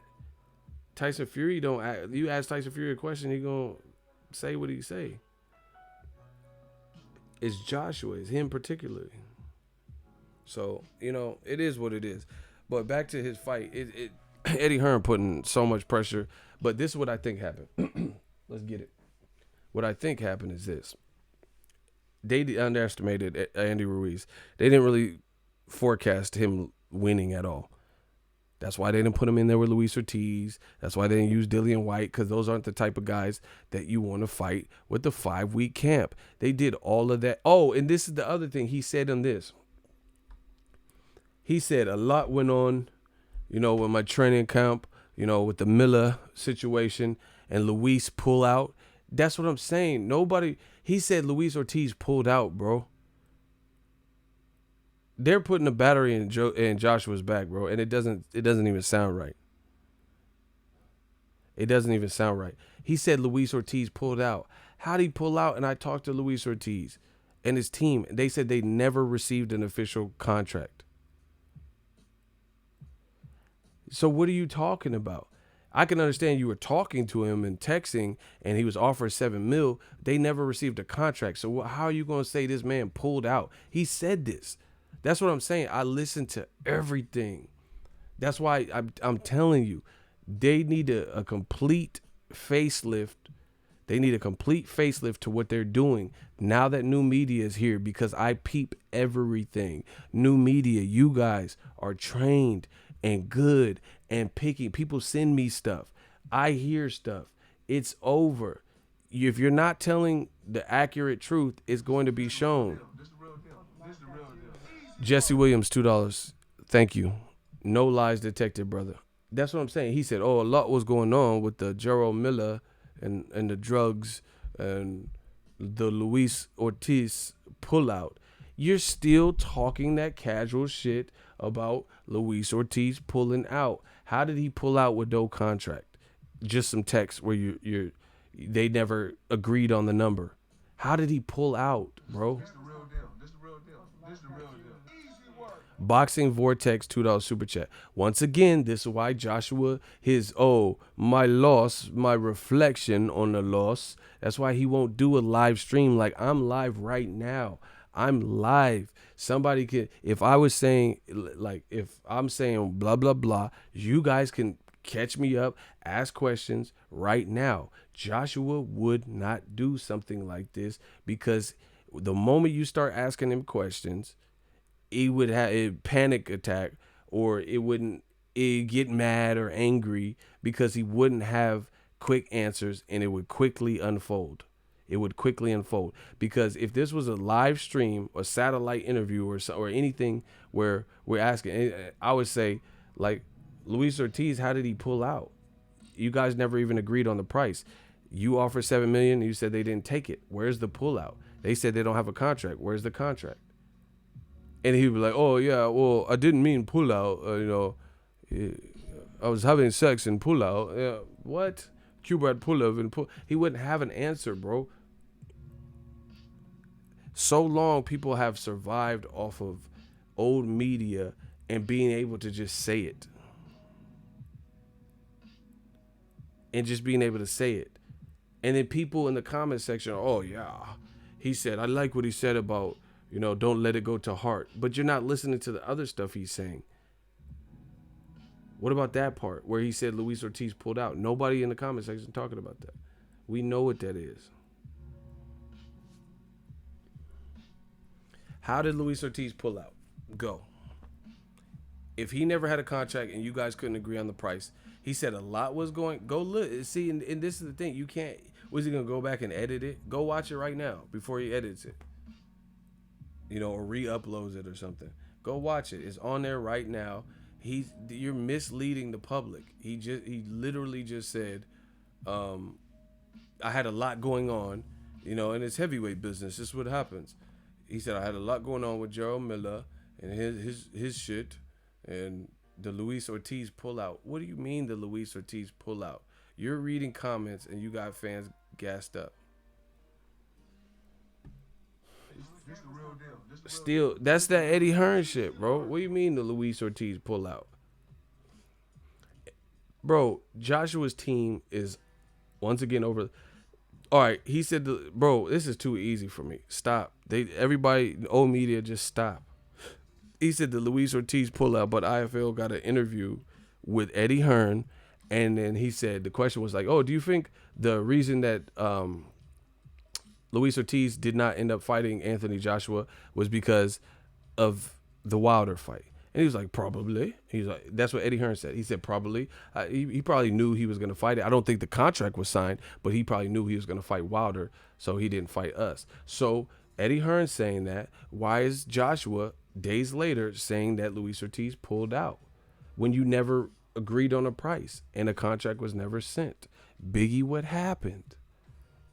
I'm telling you, this new media is a different animal. This ain't the UK or anywhere else. It's a different animal.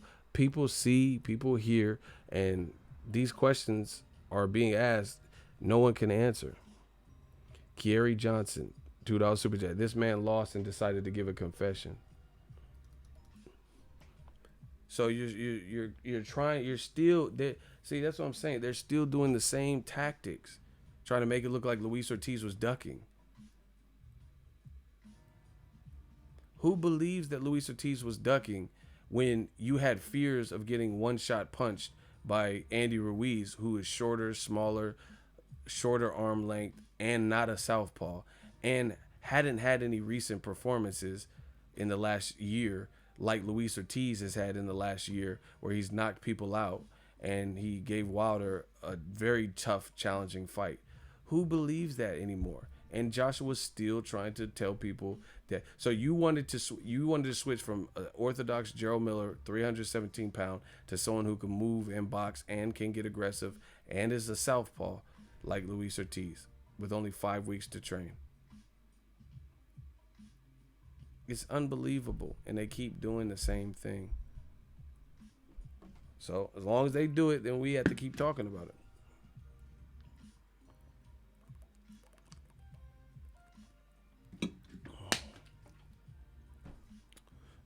Block Adonis. Oh shit! I couldn't even barely say that, and they got clapped.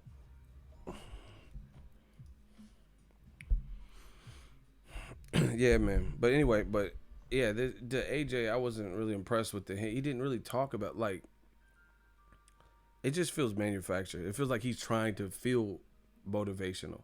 Like Arnold is somebody who inspires to me, but Arnold felt like he was him. I'm talking about prime Arnold when he was Mr. Olympia and shit.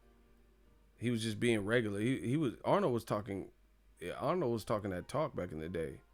Arnold was like, yeah, every time I work out, it's like I'm getting the sensation of coming. So I have sex with a beautiful woman, and then I go to the gym. It's like I'm coming day and night. Arnold was keeping it gully, bro. Joshua don't come across as that. Like, he don't seem like he's like always trying to pull punches and, you know, be the role model. But nobody cares about that. Arnold was inspirational, talking about, yeah, I can't be bothered. Yeah, I gotta keep working. What are you doing? You know, and that makes it feel more natural. Arnold's talking about, I'm getting the sensation of coming day and night. What are you doing down there? Like, he's talking about working out and like it's regular. Joshua, I don't ever see Joshua like I don't know. It's weird. It's like, put it this way. I'm the king of analogies. Have you ever met a chick and you only see her fully dolled up?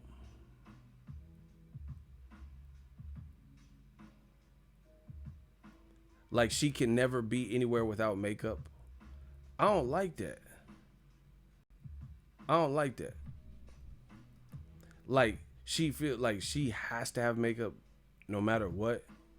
Cause I'll be like, damn, like I like makeup's cool if they want to use it, but I don't want to know caked on shit. You looking like Heath Ledger and shit. Do you want to know how I got these scars? Like, I don't want you looking crazy, bitch, looking like Brandon Lee and the Crow and shit. But it makes you wonder, like, when she always like she can't go to the gym without hella makeup on and shit. Like, damn, what's underneath that? No, mascara is cool. I just hate when girls. I just hate women, bro. They be doing them dumbass faces when they doing the mascara. They be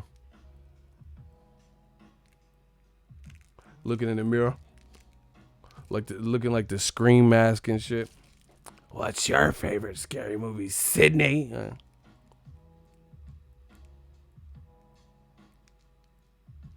I hate that stupid shit, y'all. That mascara face y'all be doing. Looking like a goddamn slave and shit. Oh, master, I put on the Fenty.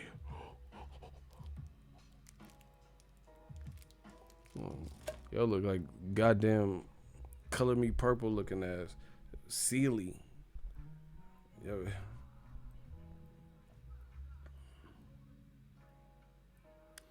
I just found master makeup. I found the makeup and put it on myself.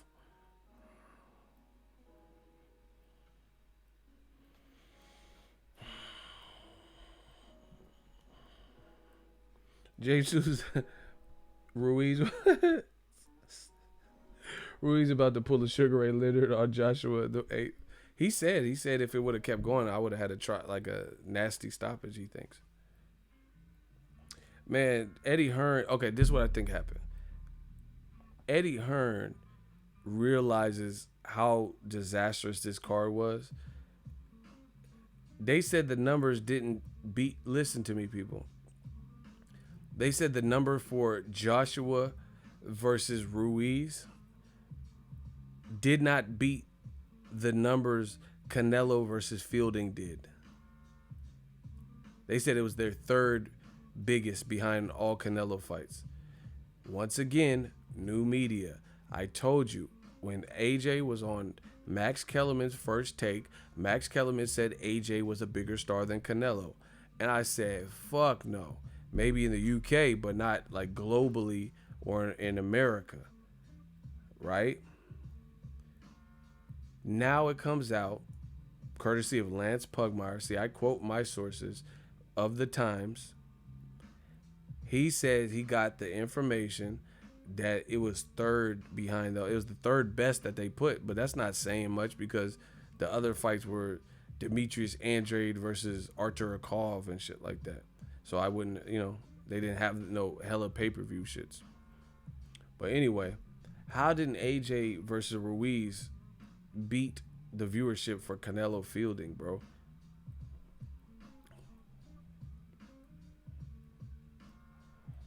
That's what I'm saying. So he realizes that. I think they realize that this is a blunder, and now out. DAZN's probably pissed. Eddie Hearn's pissed. You just with this one fail swoop, because this is how I know they didn't think Andy Ruiz was gonna win. Because why wouldn't you put Michael Hunter in there? You know what I'm saying? Because then at least it would be a matchroom fighter with it. They did not think this man would win. Trust me. Because look it, now that it's happened and he did the damn thing, because people judge Ruiz by his body, by the Parker loss. They didn't think this was going to happen. I told you 7 reasons. I said underestimation. They underestimated the fuck out of him. Because now that it happens, this is why they have to do the rematch clause, or at least Eddie Hearn is probably pushing for it. Because if you don't, in 6-8 months or whatever the rematch window is, then you have just given up control of the entire heavyweight division to the competitor. This is why they're doing it. But this is what I'm saying. It's a bad fucking look because Joshua now is put into all the fucking pressure in a do or die situation. I'm going to repeat this. They did not think Andy Ruiz was going to walk out as a unified champion. They completely underestimated the man. They didn't watch my 7 reasons, right? Now you have two options. You take all the gamble and put all the chips in that Joshua can get his belts back while you have a rematch clause, or you do what you normally would do when someone takes a bad loss where they were knocked out for the first time, knocked down 4 times, and you learn from it, grow and build up, take tune-ups, and then maybe do the rematch later. Because this was not a controversial fight.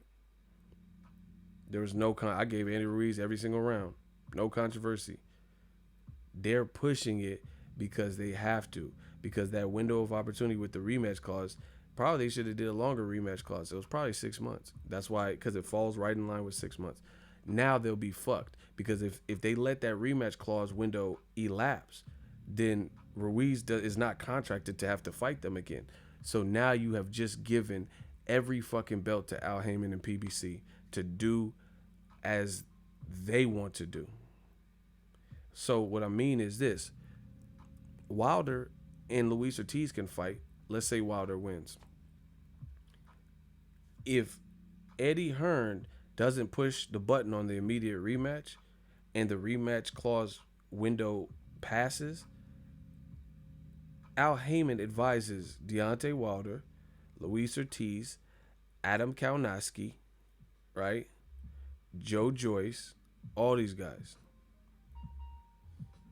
Now PBC has all of the belts in the heavyweight division because Wilder has the WBC and Ruiz has the other. So they can do something like Wilder fight Fury, and then they could do Adam Kaunowski versus Andy Ruiz Jr., which would be a good fight. And then have the winner, if Wilder beats Fury, Adam Kaunowski, Andy Ruiz fight for undisputed.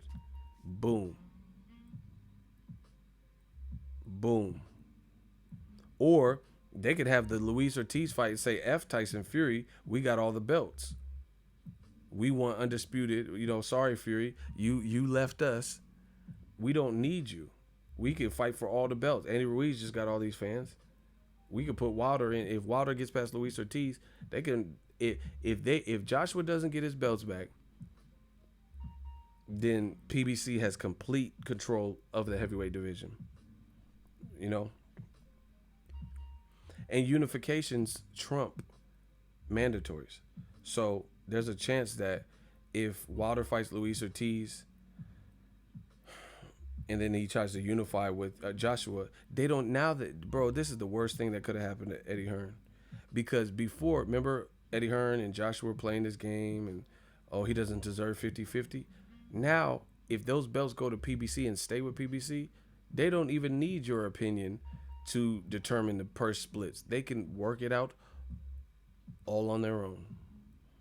They don't have to deal with, come fight on DAZN. DAZN is going to be fucked up. Listen to me, people. You guys aren't understanding. Listen. You guys aren't understanding the implications. Did you just hear what I said? Wilder is a long-standing champion. His profile is growing. Andy Ruiz just got a bunch of fans and has the rest of the belts. Those two people in the heavyweight division equal undisputed. If they didn't push for the rematch, then the window of opportunity of the rematch clause to exercise that, right, goes away.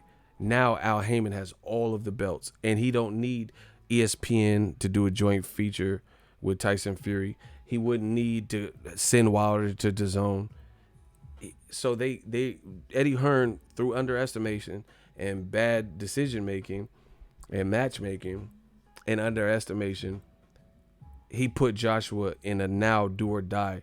Joshua absolutely has to get his belts back, because if he doesn't, then it's a wrap. Because now if Andy Ruiz wins again and beats him worse, like Isaac Dogbe got beat worse versus Navarrete, or when Orlando Salido beat Juanma Lopez and stopped him again, bro, Eddie Hearn's going to be hurt.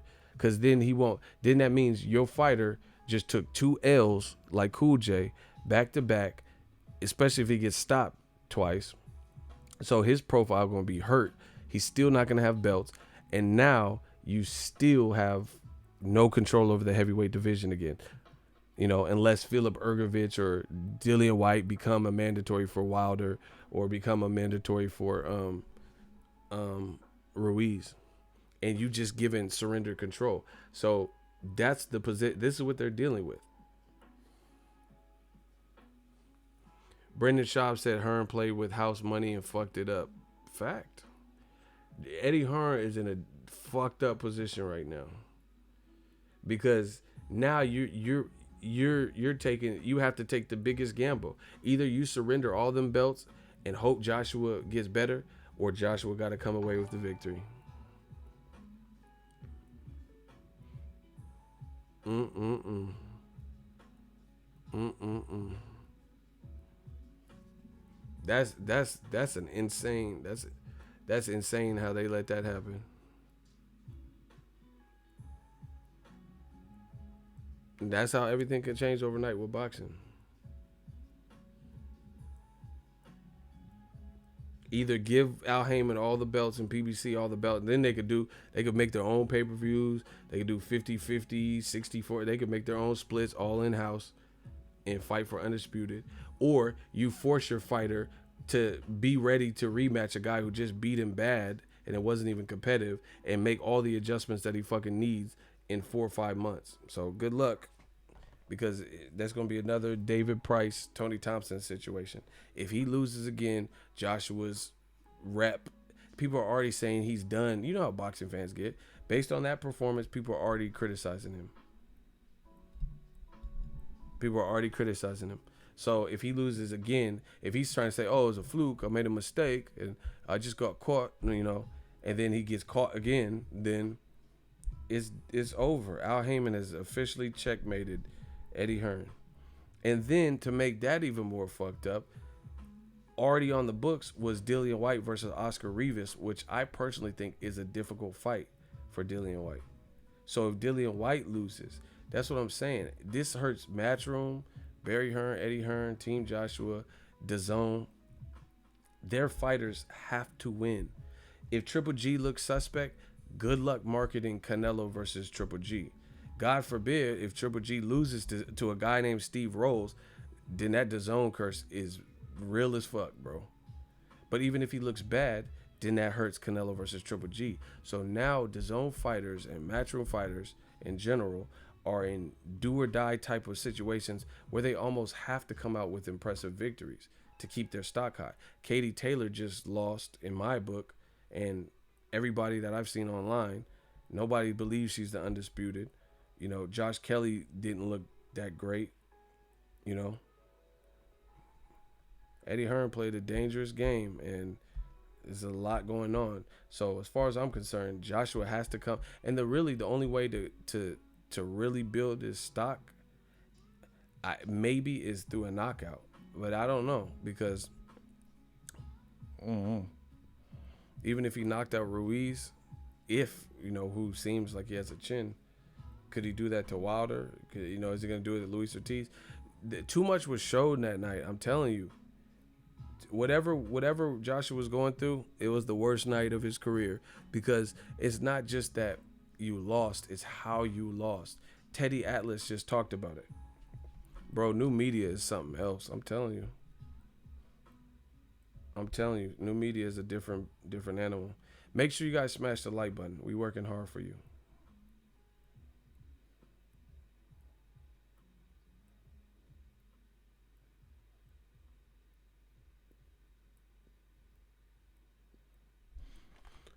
All right, this is Teddy Atlas verified page, right? I made a video about it. He said Joshua didn't behave like a champion, and people got mad. He said, when I said Joshua did not behave like a champion after being dropped by Ruiz, it had nothing to do with his manners or being gracious following the match. He was. It was about his actions during the fight. It was about overcoming, finding a way, being a champion, and he wasn't. Bro, that's what I'm saying. People seen it. They seen what they seen. Joshua, this is the worst thing that could have happened. I'm telling you, because they seen that side. Nobody want to see that side. Like, it's not that he lost; it's how he lost. Okay, just take my word for it. When Andy Ruiz got hit hard with a combination and dropped first, and then he jumped back up, look at how he responded. But then after Joshua got under attack and then he got dropped, look at how he got up and responded.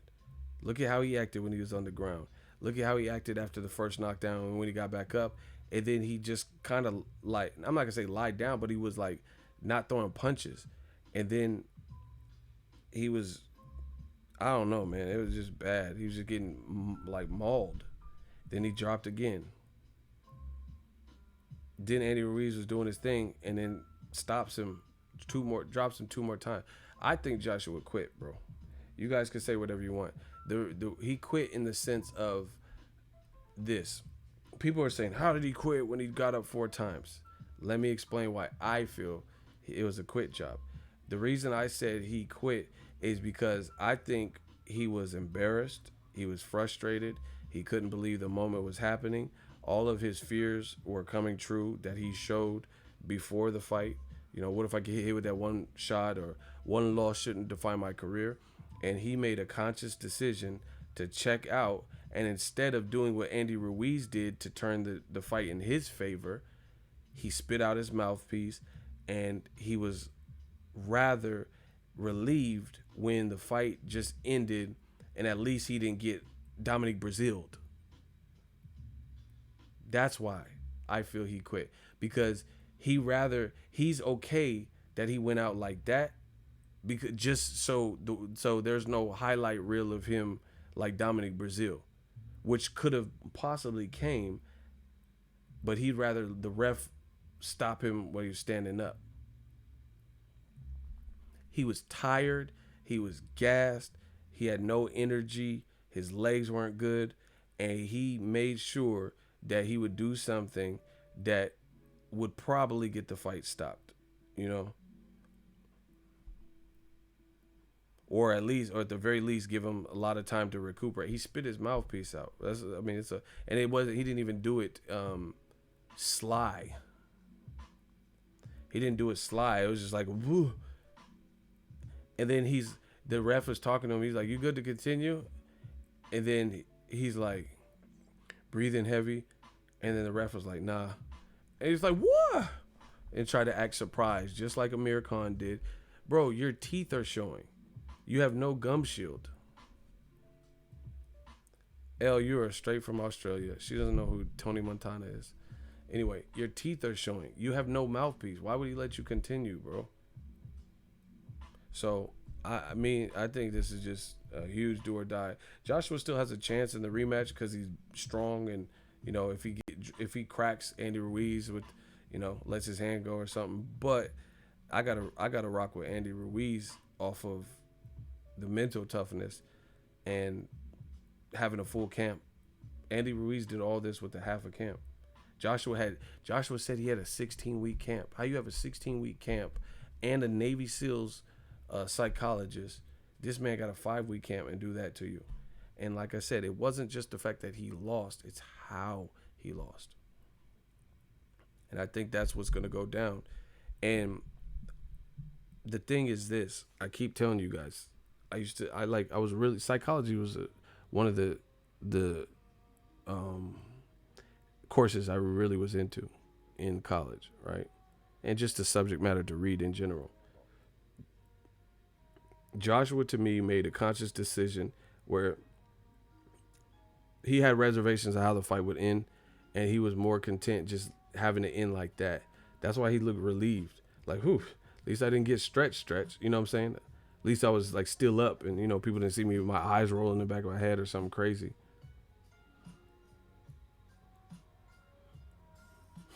You know what I'm saying? And I don't think you have that. But the thing is this, from a psyche point of view, he already showed he had doubts before this fight in numerous interviews. Oh, one loss shouldn't define my career. What if I lose? And he's saying this weird shit. What if he hit me with one punch? I have a guy to beat him. God willing, if I beat him. He just didn't sound confident. So internally, you could say, oh, I didn't quit or whatever, but you know how you internally feel.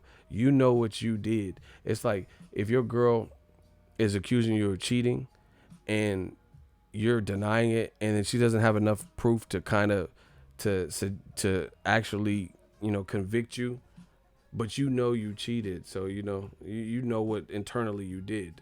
You get what I'm saying? So that's gonna be with you, whatever it is, whatever happened in sparring, the Joey Dweco or Edgic Cabio. You know that you can't hide from the man in the mirror. You get what I'm saying? If you felt like, damn, I was getting blasted, and I rather just get, you know, stopped by the ref than knocked out. You're not gonna be able to deny that to yourself. So, you know, we'll see if Andy Ruiz, you know, ends up cracking it with some big shot or something. That's gonna be the ultimate test. Yeah, I'm about to get off right now. I told you old media is dead, and I'm making sure of that. So we'll see how it goes. We'll see how it goes, but I just feel like this is this is Eddie Hearn putting his last couple thousand in the slot machine on one pull, hoping to hit. You get what I'm saying? He's like putting all the money he has into this because Joshua is the main cash cow. And if you're pushing him into a rematch right now, or he wants it, then he's got to win it.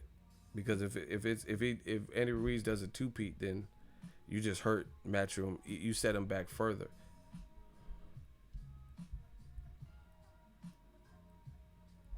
Now I'm about to get off. I need to eat. I got some other stuff to do. Holla at the kid though. We working.